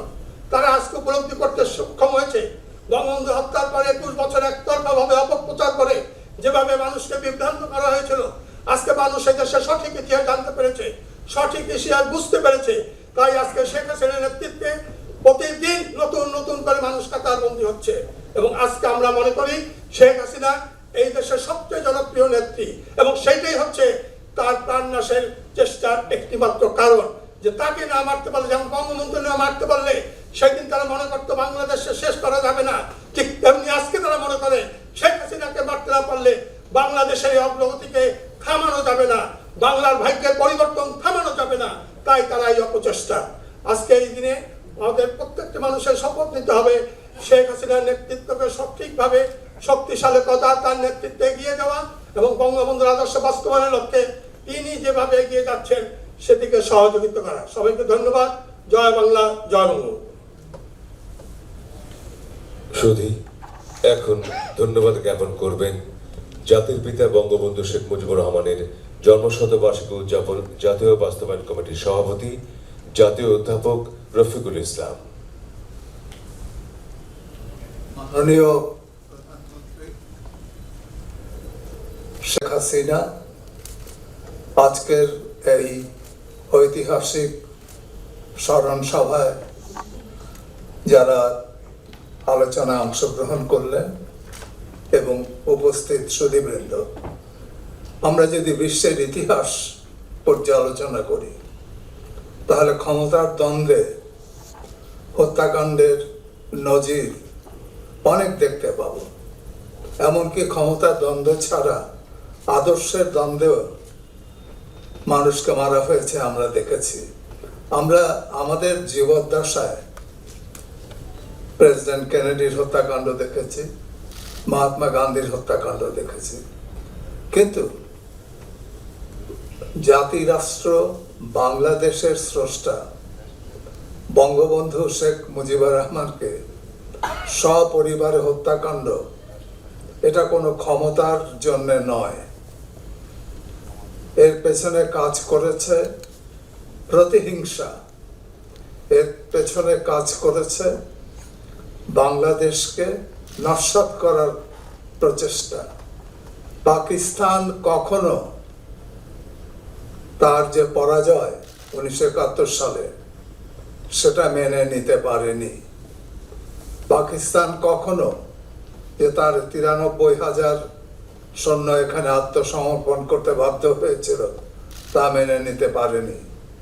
তারা বঙ্গবন্ধুকে পাকিস্তানের কারাগারে মৃত্যুদণ্ড দিয়েছিল, কিন্তু সে মৃত্যুদণ্ড তারা কার্যকর করেছে বাংলাদেশে বঙ্গবন্ধুকে সপরিবারে হত্যা করে, যেটা তারা করেছে তাদেরই ভাড়াটে গাদ্দারদের দিয়ে।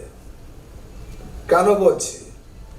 মাঝে মাঝে একটা কথা শুনি যে কতিপয় বিপদগামী সেনা সদস্যের, তো কই কতিপয় বিপদগামী সেনা সদস্য তো ক্ষমতাসীন হলো না। কতিপয় বিপদগামী সেনা সদস্য তো পুরস্কৃত হলো, বিদেশে বিভিন্ন জায়গায় তারা ভালো ভালো চাকরি পেল বাংলাদেশ মিশনে, এবং 20টি বছর একটি স্বাধীন দেশকে সেই পরাধীনতার যুগে ফিরিয়ে নিয়ে যাওয়া হলো।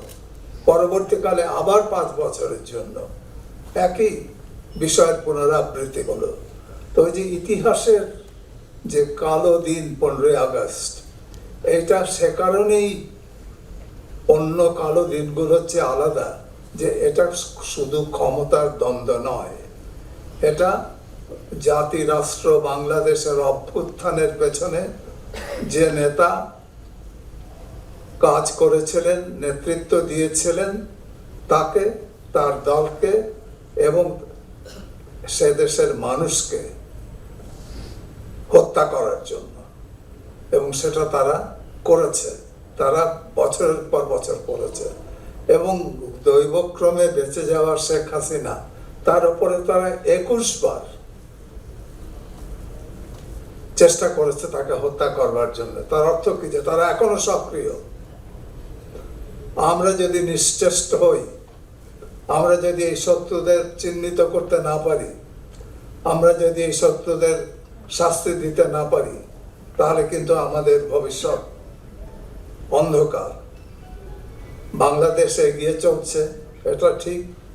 এই যে করোনা মহামারী, তার মধ্যে এই যে তিনবার বন্যা, এর মধ্যেও শেখ হাসিনা এই দেশকে নিপুণভাবে পরিচালনা করে যাচ্ছে। সেই জন্যই তার উপরে যে আক্রমণ, কেন তার উপরে এই আক্রমণটা হলো? সন্ত্রাস বিরোধী যে সভা, তার উপরে সন্ত্রাসীদের হামলা, এবং সে গ্রেনেড আসছে কোত্থেকে? পাকিস্তান থেকে। সুতরাং এইসব ষড়যন্ত্রের কথা যদি আমরা একটু বিবেচনা করি, তাহলে আমরা সেটা বুঝতে পারবো যে এর মূল কারণটা কোথায়। এর মূল হচ্ছে পরাজিত শত্রু এবং তাদের আন্তর্জাতিক যে মুরব্বী, তারা। এইটা যেন আমরা ভুলে না যাই, এবং আমরা যেন আমাদের স্বাধীনতা সংগ্রামের, মুক্তিযুদ্ধের যে ইতিহাস, সেই ইতিহাসে কার কি অবদান, কার কি ভূমিকা, সেটা যেন আমরা অবশ্যই মনে রাখি, এবং আমাদের নতুন প্রজন্মকে সেই ইতিহাসে যেন আমরা দীক্ষা দিয়ে যাই।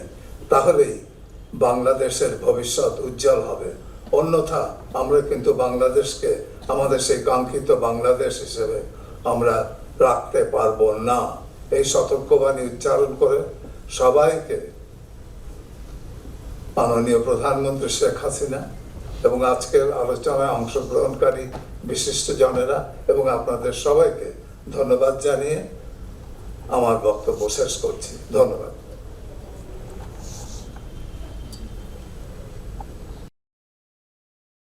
সুধী মণ্ডলী, আমাদের মাঝে উপস্থিত আছেন জাতির পিতার সুযোগ্য কন্যা, বাংলাদেশের উন্নয়নের উপকার, যিনি বাংলাদেশকে বিশ্বসভায় মর্যাদার আসনে আসীন করেছেন, ডটার অফ হিউম্যানিটি, সফল রাষ্ট্রনায়ক, গণপ্রজাতন্ত্রী বাংলাদেশ সরকারের মাননীয় প্রধানমন্ত্রী শেখ হাসিনা। সংস্কৃতি বিষয়ক মন্ত্রণালয়ের পৃষ্ঠপোষকতায় জাতীয় বাস্তবায়ন কমিটি ও বাংলাদেশ শিল্পকলা একাডেমির যৌথ প্রয়াসে মুক্তির মহানায়ক শীর্ষক চিত্রকর্ম ও আলোকচিত্রের ভার্চুয়াল প্রদর্শনীর আয়োজন করা হয়েছে। মাননীয় প্রধানমন্ত্রী ভার্চুয়াল প্রদর্শনীর শুভ উদ্বোধন করবেন এবং সভাপতির বক্তব্য প্রদান করবেন। মাননীয় প্রধানমন্ত্রীর বক্তব্য শেষ হওয়ার পরপরই শ্রদ্ধা সঙ্গীত দিয়ে আমাদের আজকের আয়োজন সমাপ্ত হবে। আমি মাননীয় প্রধানমন্ত্রীকে চিত্রকর্ম ও আলোকচিত্র প্রদর্শনীর শুভ উদ্বোধন ও আলোচনা অনুষ্ঠানের সভাপতির বক্তব্য রাখতে সবিনয় অনুরোধ করছি সুধীবৃন্দ, মাননীয় প্রধানমন্ত্রী।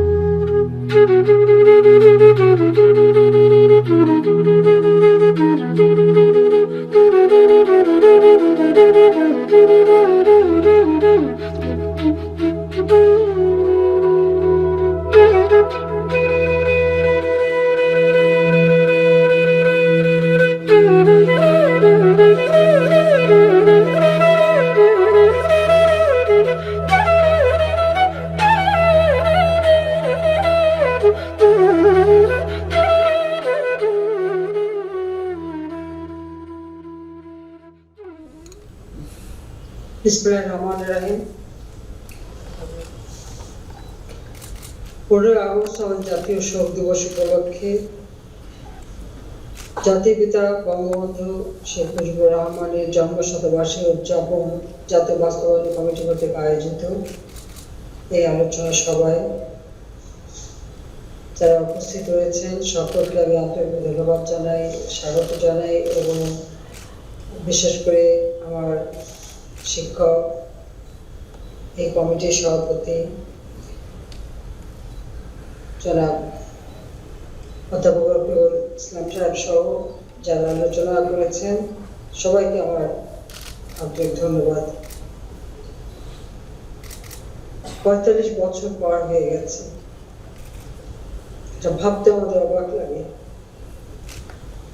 যিনি আমাদের স্বাধীনতা এনে দিলেন, মুক্তি এনে দিলেন, আত্মপরিচয়ের সুযোগ দিলেন, একটি জাতি হিসেবে আত্মমর্যাদা এনে দিলেন, তাকেই হত্যা করা হয়েছিল এই দেশের মাটিতে। বারবার মৃত্যুর মুখে তিনি পড়েছেন, কিন্তু কখনো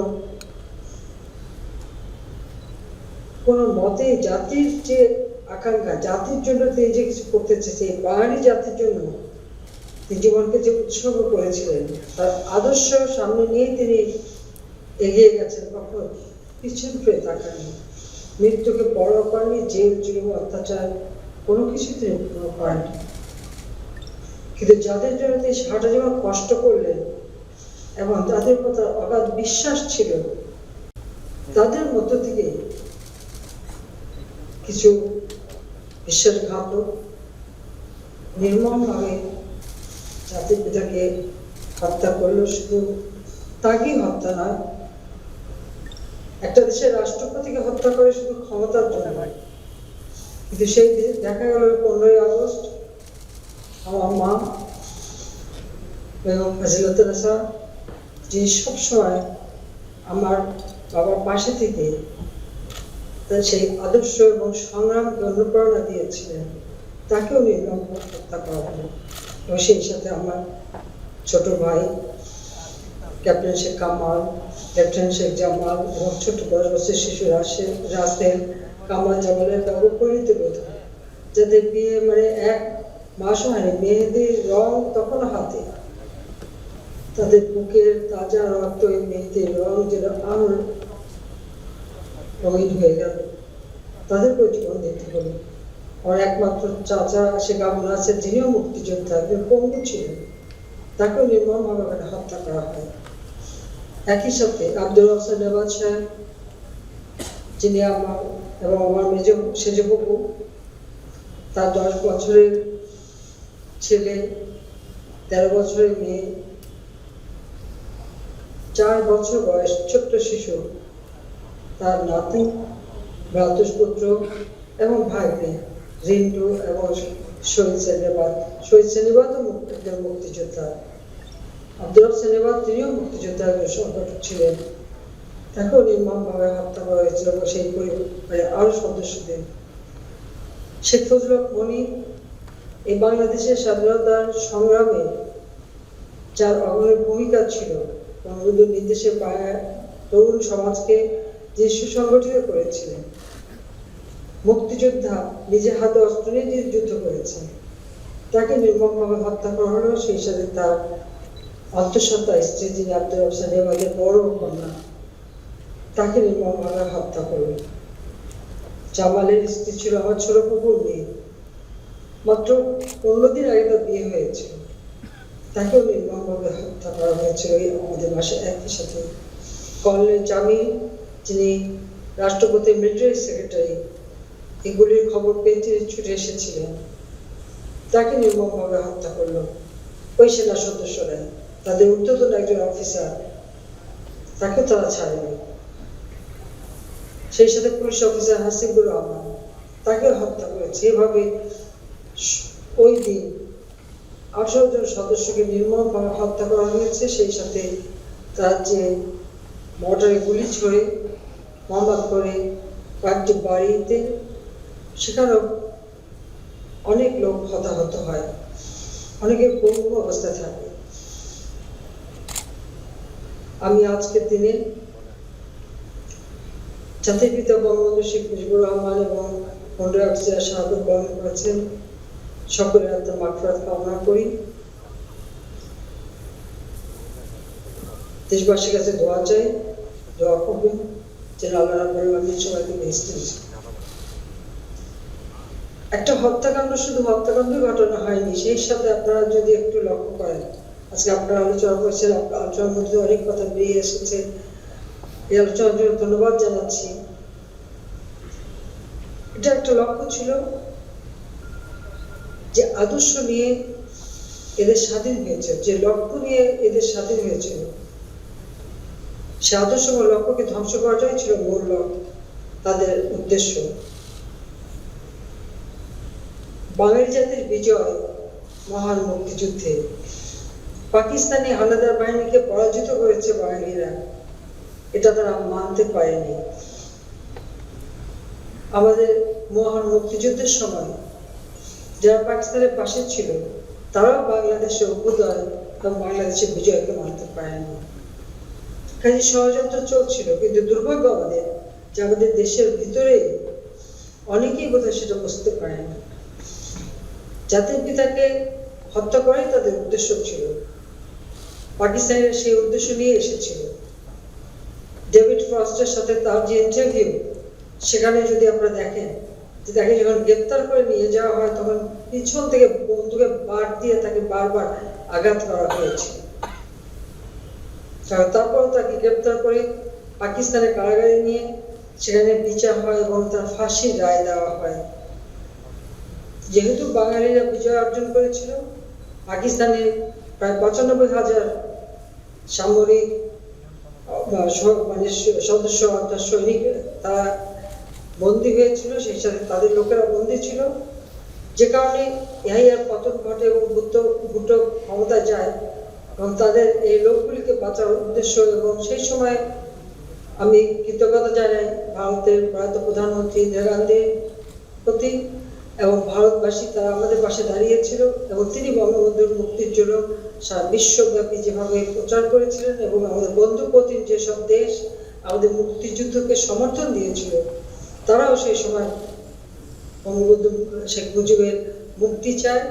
এমনকি যারা আমাদের বিরোধিতা করেছে সে দেশের মানুষগুলিও কিন্তু আমাদের এই মুক্তিযুদ্ধকে যেমন সমর্থন দেয় এবং বঙ্গবন্ধু শেখ মুজিবের মুক্তি চেয়েছিল। বিশ্বব্যাপী এই যে একটা জনমত সৃষ্টি হয় এবং সবকিছু মিলিয়ে কিন্তু বঙ্গবন্ধু শেখ মুজিবকে মুক্তি দেওয়া হয় এবং তিনি বাংলাদেশে ফিরে আসেন। যে অবস্থায় তিনি ফিরে এসেছিলেন একটা যুদ্ধবিধ্বস্ত দেশ, যে দেশের মানুষ সে ব্রিটিশ আমলে ২০০ বছর শোষণ বঞ্চনার শিকার হয়েছে, পাকিস্তানি ঔপনিবেশিক শক্তির দ্বারা যারা শোষিত বঞ্চিত ছিল এবং মুক্তিযুদ্ধের সময় সম্পূর্ণ ধ্বংসপ্রাপ্ত একটা দেশ, সেই দেশের শাসনভার হাতে নিয়ে তিনি যেভাবে রাষ্ট্র পরিচালনা করছিলেন সে সময় প্রয়োজন ছিল এদেশের সকল মানুষের একাত্ম হয়ে তার পাশে দাঁড়ানো এবং সহযোগিতা করা। কিন্তু আমাদের দুর্ভাগ্য তাকে হত্যা করার এই প্রক্রিয়াটা শুরু করার জন্য দেখা গেছে যে আমাদের দলের অভ্যন্তরে যেমন নানা ধরনের খেলা শুরু হয় এবং কিছু লোক সবসময় যারা মুক্তিযুদ্ধ চলাকালীন সময় দালালি করতে প্রচেষ্টা চালিয়েছিল, আর পাশাপাশি জানা অজানা হোক আর যেভাবে হোক কিছু লোক নানাভাবে সমালোচনা মুখর হয়ে ওঠে, যারা সেই সময় বঙ্গবন্ধুর প্রতিটি পদক্ষেপ গ্রহণের পর সমালোচনা করেছে বা লিখেছে। হ্যাঁ, সমালোচনার প্রয়োজন আছে, কিন্তু এমনভাবে তাদের লেখনী এবং তাদের কার্যকলাপ ছিল এবং পরিকল্পিতভাবে সারা বাংলাদেশে অপবাদ ছড়ানো হয়েছিল। তাদের উদ্দেশ্যটাই ছিল যে জাতির পিতা বঙ্গবন্ধু শেখ মুজিবুর রহমানের যে জনপ্রিয়তা সারা বাংলাদেশের মানুষের কাছে যে গ্রহণযোগ্যতাটা সেটা নস্যাৎ করা। সেটা যখন তারা একান্তভাবে পারেই নেয়, তারপরেই কিন্তু তারা এই হত্যার পথ বেছে নেয়। যে কথাটা আমরা পাই বিবিসির কাছে দেয়া কর্নেল ফারুক এবং রশিদের যে ইন্টারভিউ, সেখানে তারা সেই কথাটাই বলেছিল যে দীর্ঘদিন তারা চেষ্টা করেছিল বঙ্গবন্ধুকে জনগণের কাছ থেকে সরাতে, কিন্তু জনগণের মন থেকে বুঝতে পারে নাই, তাই এই ধরনের হত্যাকাণ্ড তারা ঘটিয়েছে। এবং এই হত্যাকাণ্ডের সঙ্গে জিয়াউর রহমান যে জড়িত এটা কর্নেল ফারুক রশিদ তারা নিজেরাই বলেছে জিয়া সবসময় তাদের সাথে ছিল। এবং মোস্তাক অবৈধভাবে যখন ক্ষমতা দখল করলো, নিজেকে রাষ্ট্রপতি ঘোষণা দিল, এদের শক্তি নেই, খুনিদের শক্তি নিয়েই এই খুনিরাই অস্ত্র হাতে তার পাশে, অর্থাৎ খুনি রশিদ, ফারুক, ডালিম সহ এই গণ তারাই তাদের সাথে ছিল। এবং জিয়াউর রহমানকে তখন সেনাপ্রধান করা হলো। জিয়াউর রহমানের সেনাপ্রধান করে নিয়ে কিন্তু মোস্তাক তাকে এটাই প্রমাণ করে দিল যে তারা একই সাথে ছিল এবং একই সাথে চক্রান্তে তারা সম্পৃক্ত ছিল। কিন্তু মোস্তাক বেশি দিন ক্ষমতায় থাকতে পারে না, এটা খুব স্বাভাবিক।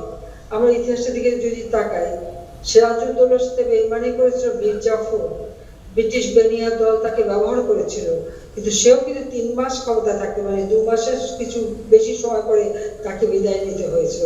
ঠিক মোস্তাকও তাই, যাদের হাতেই সে খেলে আর যাদের প্ররোচনায় সে এই বেইমানিটা মুনাফিকিটা করেছিল এবং জাতির পিতার হত্যাকাণ্ডে মদত দিয়েছিল, তারা কিন্তু তাকে ক্ষমতায় রাখে নাই। ক্ষমতায় আসল যিনি নায়ক, খলনায়ক, সেও চলে আসলো সামনে, সে হলো জিয়াউর রহমান। মোস্তাকের পতনের পর সরকার প্রধান অর্থাৎ জিয়াউর রহমানই হয়ে গেল রাষ্ট্রপতি, একাধারে সেনাপ্রধান আর সেই সাথে রাষ্ট্রপতি, এই 2 পদ নিয়েই সে বিরাজমান ছিল। তাহলে এটা থেকে কি প্রমাণিত হয়? এইভাবে ক্ষমতা আসার পর বাংলাদেশটাকে তারা কি করেছে এটা আপনাদের আলোচনায় খুব ভালোভাবে এসেছে। যে সংবিধান জাতিপিতা আমাদের উপহার দিলেন মাত্র 9 মাসের মধ্যে, অসাম্প্রদায়িক চেতনার একটি সংবিধান, গণমানুষের কথা বলা হয়েছে, মানুষের মৌলিক চাহিদার কথা বলা হয়েছে, আর্থসামাজিক উন্নতির কথা বলা হয়েছে।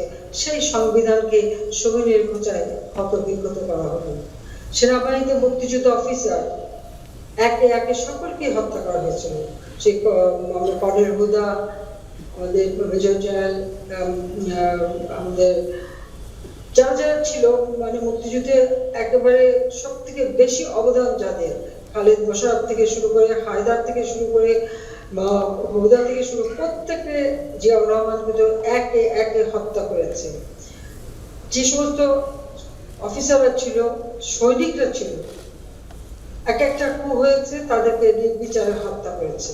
সেনাবাহিনীতে 75 থেকে শুরু করে একের পর যে কু, তাদের প্রায় 2000-এর কাছাকাছি সেনা সদস্য এবং অফিসাররা, তাদেরকে নির্মমভাবে হত্যা করা হয়েছে এবং তাদের পরিবারও কখনো কেউ কখনো খোঁজও নেয়নি কি অবস্থায় আছে। এবং এই যে রক্ত ঝরা, এই রক্ত ঝরাও শুরু হয়েছিল তখনই, যে একটার পর একটা কূপ হয়েছে, আর সেখানে সেনা সদস্যরা এই সব থেকে বেশি ক্ষতিগ্রস্ত হয়, পরিবারগুলি ক্ষতিগ্রস্ত হয়। এবং এই একটা হত্যাকাণ্ডের মধ্যে দিয়ে একের পর এক এই হত্যাকাণ্ড চলতেই থাকে। 3রা নভেম্বর জাতীয় নেতাকে নির্মমভাবে হত্যা করা, আমাদের ছাত্রলীগ, যুবলীগ, আওয়ামী লীগ, বহু নেতাকর্মী কত লাশ গুম করেছে, কত মানুষকে হত্যা করেছে, সেগুলি অগণিত। কিন্তু দুর্ভাগ্য, জিয়াউর রহমান যখন এইভাবে যারা স্বাধীনতা বিরোধী, তাদেরকে, যারা এমনকি যারা পাকিস্তানি পাসপোর্ট নিয়ে চলে গেল, তাদেরকে ফিরিয়ে আনলো এবং এদেরকে মন্ত্রী বানালো। তাদেরকে, যারা আমাদের বুদ্ধিজীবীদের হত্যা করেছে, যারা আমাদের দেশে গণহত্যা চালিয়েছে,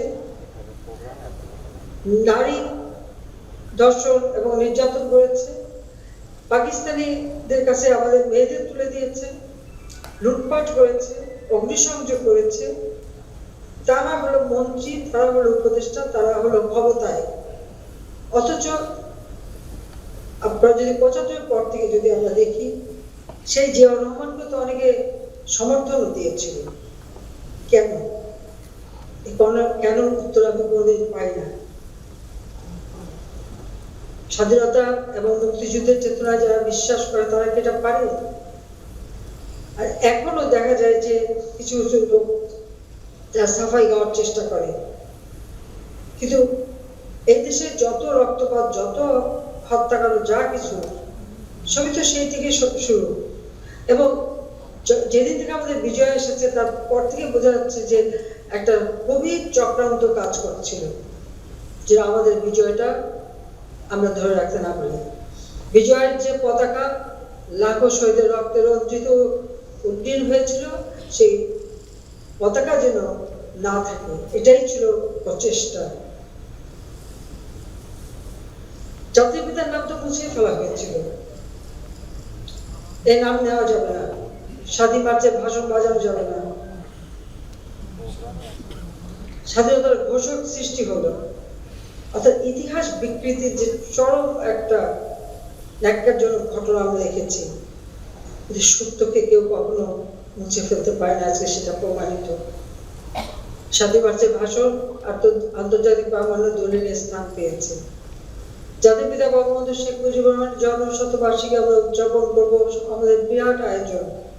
ইউনেস্কো আমাদের সাথে যৌথভাবে উদযাপন করবে, আমরা জাতিসংঘেও অনুষ্ঠান করবো, আমাদের পরিকল্পনা ছিল। দুর্ভাগ্য আমাদের এই করোনা ভাইরাস সারা বিশ্বব্যাপী মানুষকে আজকে একেবারে মানে আমি বলবো স্থবির করে দিয়েছে। তার প্রভাব বাংলাদেশেও, যেখানে আজকে আপনাদের সঙ্গে এই সভা আমি হয়তো আপনার সাথে উপস্থিত থেকে করতে পারতাম, আজকে ভার্চুয়াল সভা করতে হচ্ছে, আমরা অনলাইনে করছি। সেটাও আমি বলবো যে 2008-এর নির্বাচনী ইশতেহারে আমরা ডিজিটাল বাংলাদেশ গড়ে তুলব, সেই ঘোষণা দিয়েছে এবং বাংলাদেশ ডিজিটাল বাংলাদেশ করেছি বলে এই সুযোগটা আমাদের জন্য সৃষ্টি হয়েছে। সেটুকু যদি আমরা না করতাম, তাহলে হয়তো এটুকু সুযোগ আমরা পেতাম না। আমরা চেয়েছি বাংলাদেশ এগিয়ে যাবে, জাতির পিতার স্বপ্নের বাস্তবায়ন আমরা করব। এবং তার জন্মশতবার্ষিকী, সেখানে আমাদের লক্ষ্যই ছিল যে বাংলাদেশকে আমরা এমন একটা পর্যায়ে নিয়ে যাব যে বাংলাদেশের সকল জাতির পিতা দেখেছিলেন। আমরা দারিদ্র্যের হার কমিয়ে 20 ভাগে নামিয়েও এনেছিলাম। আমরা অর্থনৈতিকভাবে সমৃদ্ধির পথে এগিয়ে যাচ্ছিলাম। আমাদের প্রবৃদ্ধি আমরা 8.2 ভাগ উন্নীত করবো। আমাদের টার্গেট এপ্রিল মাস পর্যন্ত আমরা 7.8 ভাগ অর্জন করেছিলাম, কিন্তু করোনা ভাইরাসের কারণে সবকিছুই থেমে যায় এবং আমাদের প্রবৃদ্ধি আমরা এমনকি কমে এখন 5.8 ভাগে নেমে আসে। তারপরেও আমাদের প্রচেষ্টা রয়েছে এই অবস্থার মতো যে জাতির পিতার জন্মশতবার্ষিকী, এ সময় আমরা যতটুকু পারি মানুষের জন্য কাজ করব এবং জাতির পিতার যে স্বপ্ন, বাংলাদেশের দুঃখী মানুষের মুখে তিনি হাসি ফুটাবেন, কোনো মানুষ যেন ক্ষুধার্ত না থাকে, কোনো মানুষ যেন গৃহহারা না থাকে, কোনো মানুষ যেন রোগে কষ্ট না পায় এবং প্রতিটি মানুষ যেন শিক্ষার আলোতে আলোকিত হয়, সকলের জীবন যেন সুন্দর হয়। এটাই তো ছিল জাতির পিতার স্বপ্ন, এটাই তো ছিল তার লক্ষ্য। আর সেই লক্ষ্য বাস্তবায়নেই আমরা প্রচেষ্টা চালাচ্ছি। কয়েকদিন আগে 21শে আগস্ট আমি নিজেও এখন ভাবি যে কিভাবে আল্লাহ কেন আমাকে এভাবে রক্ষা করলেন। হ্যাঁ, আমার মোহাম্মদ হানিফ সহ আমাদের দলের নেতাকর্মীরা আমাকে মানবঢাল তৈরি করে রক্ষা করেছিল, এটা ঠিক। কিন্তু যেভাবে তারা তৈরি হয়ে এসেছিল এবং আক্রমণ করেছিল, মনে ছিল যেটা একটা যুদ্ধক্ষেত্রে আক্রমণ করছে। আমরা নিরস্ত্র মানুষ, আমরা সন্ত্রাসের বিরুদ্ধে আমরা একটা প্রতিবাদে আমরা র্যালি করছিলাম। যে গ্রেনেড হামলা, বোমা হামলা, আমাদের ছাত্রলীগের তুষারকে হত্যা করলো, এসব কিছু মিলিয়ে আমরা একটা র্যালি করছিলাম যে সন্ত্রাসের বিরুদ্ধে। ব্রিটিশ হাইকমিশনের উপরে বোমা হামলা হলো সিলেটের হযরত শাহজালাল দরগায়। আমরা সেটার প্রতিবাদ করি, এই র্যালিটার আয়োজন করি, কিন্তু সেখানে সন্ত্রাসের বিরুদ্ধে দাঁড়াতে গিয়ে আমরা সন্ত্রাসেরই শিকার হই।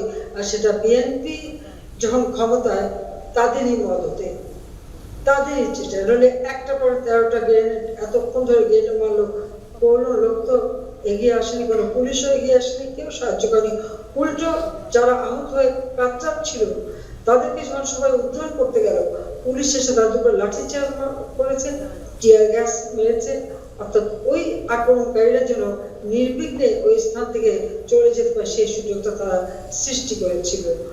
তাহলে এই ধরনের আচরণ থেকে তো খুব স্পষ্ট যে জিয়া যেমন জাতির পিতার হত্যার সঙ্গে জড়িত, জাতীয় চার নেতাদের হত্যার সঙ্গে জড়িত, একের পর এক করে সেনা সদস্যদের হত্যা করেছে, মুক্তিযোদ্ধা অফিসারদের হত্যা করেছে।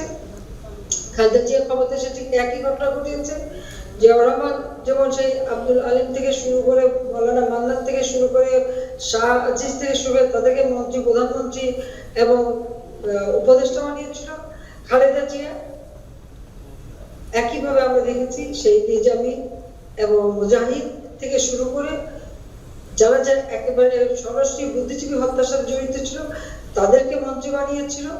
খুনি রশিদ এবং হুদা, সেই রশিদ তাকে 15 ফেব্রুয়ারি 96 সালের নির্বাচনে ভোট চুরি করে পার্লামেন্ট এনে বসিয়ে বিরোধী দলের নেতার আসনে বসায়। খুনি রশিদকে খালেদা জিয়া কেন পার্লামেন্ট ভোট চুরি করে, জনগণের ভোট চুরি করে 15 ফেব্রুয়ারি নির্বাচনে 96 সালে 15 ফেব্রুয়ারি যে নির্বাচন, সেই নির্বাচনে নির্বাচিত করে পার্লামেন্টে বসায়, এই জবাব কি বিএনপি দিতে পারবে? কেউ দিতে পারবে যদি এই খুনিদের সাথে তাদের যোগসূত্র নাই থেকে থাকে? কিন্তু সেই ঘটনাও তারা ঘটিয়েছে। অর্থাৎ সন্ত্রাস, খুন, হত্যাকুশ ষড়যন্ত্র এর সঙ্গে যারা জড়িত তাদেরকে তারা মদত দিয়েছে, বুদ্ধিজীবীর সাথে যারা জড়িত তারাই তাদের মদত দিয়েছে। আমরা এই প্রতিকূল অবস্থার মধ্যে দেশকে এগিয়ে নিয়ে যেতে চাচ্ছি একটা কথা শুধু মাথায় রেখে, যে জাতির জন্য আমার বাবা জাতির পিতা বঙ্গবন্ধু শেখ মুজিবুর রহমান তার সারাটা জীবন উৎসর্গ করেছে, আর পাশে থেকেছেন আমার মা সবসময়। তিনি যে আদর্শ নিয়ে দেশটাকে স্বাধীন করেছিলেন, আমাদের একটাই লক্ষ্য যে তার সেই আদর্শ আমরা বাস্তবায়ন করব। বাংলাদেশের মানুষের কাছে আমি কৃতজ্ঞ যে তারা বারবার আমার উপর আস্থা রেখেছে, আমাদেরকে ভোট দিয়েছে, তাদের সেবা করার সুযোগ দিয়েছে। বাংলাদেশের আমরা জাতির পিতার জন্মশতবার্ষিকী উদযাপনে যেহেতু আমরা আমাদের অনেক কর্মসূচি ছিল, সেই কর্মসূচি আমরা বাস্তবায়ন করতে পারিনি। আমরা কিছু ডিজিটাল পদ্ধতিতে করেছি। তবে আমরা সিদ্ধান্ত নিয়েছি যে এই জন্মশতবার্ষিকীতে আমাদের লক্ষ্য থাকবে বাংলাদেশে একটি মানুষও গৃহহারা থাকবে না, প্রতিটি মানুষকে আমরা অন্তত একটা মাথা বোঝা ঠাঁই করে দেব। বাংলাদেশের মানুষ কেউ যেন খাদ্যে কষ্ট না পায়, চিকিৎসা সেবার জন্য পায়, তাদের জীবনটা যেন অন্তত অর্থবহ হয়, সেই প্রচেষ্টাই আমরা চালাবো। আর সেই লক্ষ্য নিয়ে আমরা কাজ করে যাচ্ছি। সেই সাথে পরিবেশ রক্ষায় যে জাতির পিতা সবসময় এই ব্যাপারে যথেষ্ট সচেতন ছিলেন। মুজিব বর্ষ উপলক্ষে সমগ্র বাংলাদেশ ব্যাপী বৃক্ষরোপণ করে বাংলাদেশকে আরো এই সবুজ শ্যামল বাংলাদেশকে আরো সবুজ আরো শ্যামল করে গড়ে তোলা এবং বাংলাদেশটাকে বিশ্ব দরবারে একটা মর্যাদার আসন অধিষ্ঠিত করা, সেটাই আমাদের লক্ষ্য। যেন তিনি যে কাজটা করতে চেয়েছিলেন, যে বাংলাদেশকে ঘিরে তার যে স্বপ্ন ছিল, সেটা যেন আমরা পূরণ করে এদেশের মানুষের ভাগ্য পরিবর্তন করতে পারি। তারপরে ওই কয়েকটা খুনি বা বেঈমান মুনাফিক ছাড়া অগণিত জনগণ জাতির পিতার জন্য কাঁদে। নামটা তারা বুঝতে এত চেষ্টা করার পরেও 21 বছর চেষ্টা করেছে, কিন্তু সেই নাম বুঝতে পারে নাই। যতই চেষ্টা চালায়, আজকে শুধু বাংলাদেশ না, বাংলাদেশ ছাড়ি আজকে বিশ্বব্যাপী জাতির পিতার নাম, বঙ্গবন্ধু শেখ মুজিবের নাম আজকে উজ্জ্বল। কাজে আমি সবাইকে ধন্যবাদ জানাই যে আপনারা কষ্ট করে এসেছেন এবং এই আমি বলবো করোনার মতো মহামারী এর মাঝেও আপনারা সেই এই আলোচনা অংশগ্রহণ করেছেন, মূল্যবান বক্তব্য রেখেছেন। আপনাদের সবাইকে আমি ধন্যবাদ জানিয়ে জাতির পিতার প্রতি আবারও শ্রদ্ধা জানিয়ে আমার বক্তব্য শেষ করছি। জয় বাংলা, জয় বঙ্গবন্ধু, বাংলাদেশ জয় করুন।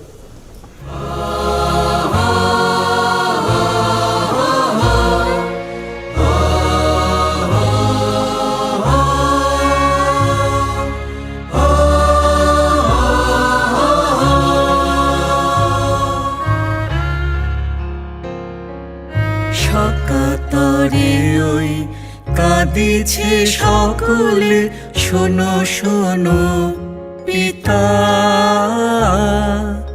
কহু কানে কানে, শোনাও প্রাণে প্রাণে মঙ্গল বার্তা।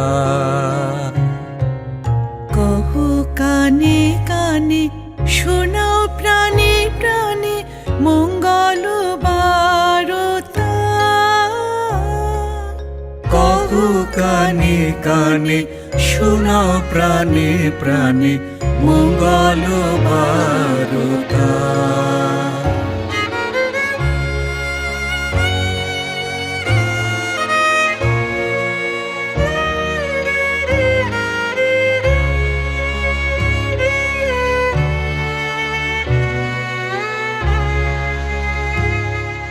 ক্ষুদ্র আশা নিয়ে রয়েছে বাঁচিয়ে সদাই ভাবনা, যা কিছু পায় হারায় যায় না মানে সান্ত্বনা। যা কিছু পায় হারায় যায় না মানে সান্ত্বনা। যা কিছু পায় হারায় যায় না মানে সান্ত্বনা।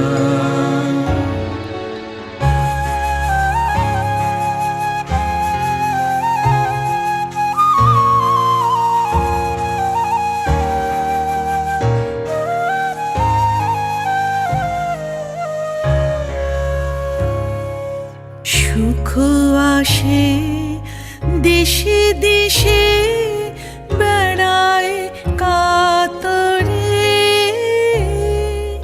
মরীচিকা ধরিতে চায় এ মরু প্রান্তরে। মরীচিকা ধরিতে চায় এ মরু প্রান্তরে। মরীচিকা ধরিতে যায় এ মরু প্রান্তরে।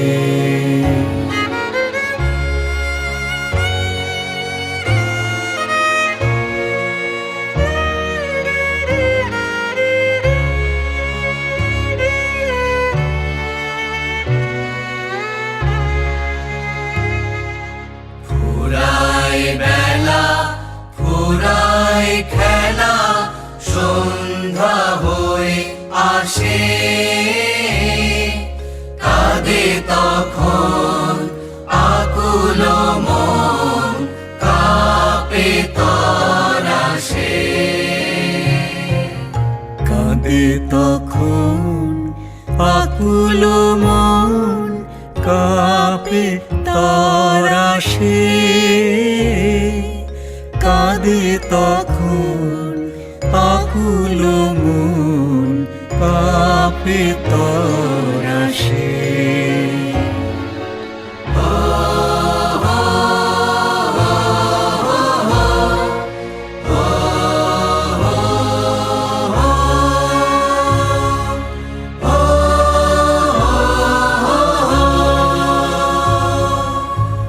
হবে গতি বিশ্বপতি, শান্তি কোথা আছে? তোমারে দাও আশা পুরাও, তুমি এসো কাছে। তোমারে দাও আশা পুরাও, তুমি এসো কাছে। তোমারে দাও আশা পুরাও, তুমি এসো কাছে।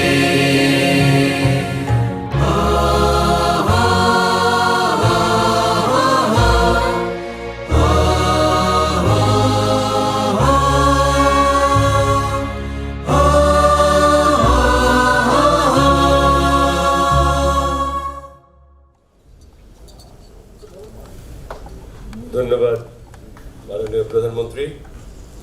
শুধু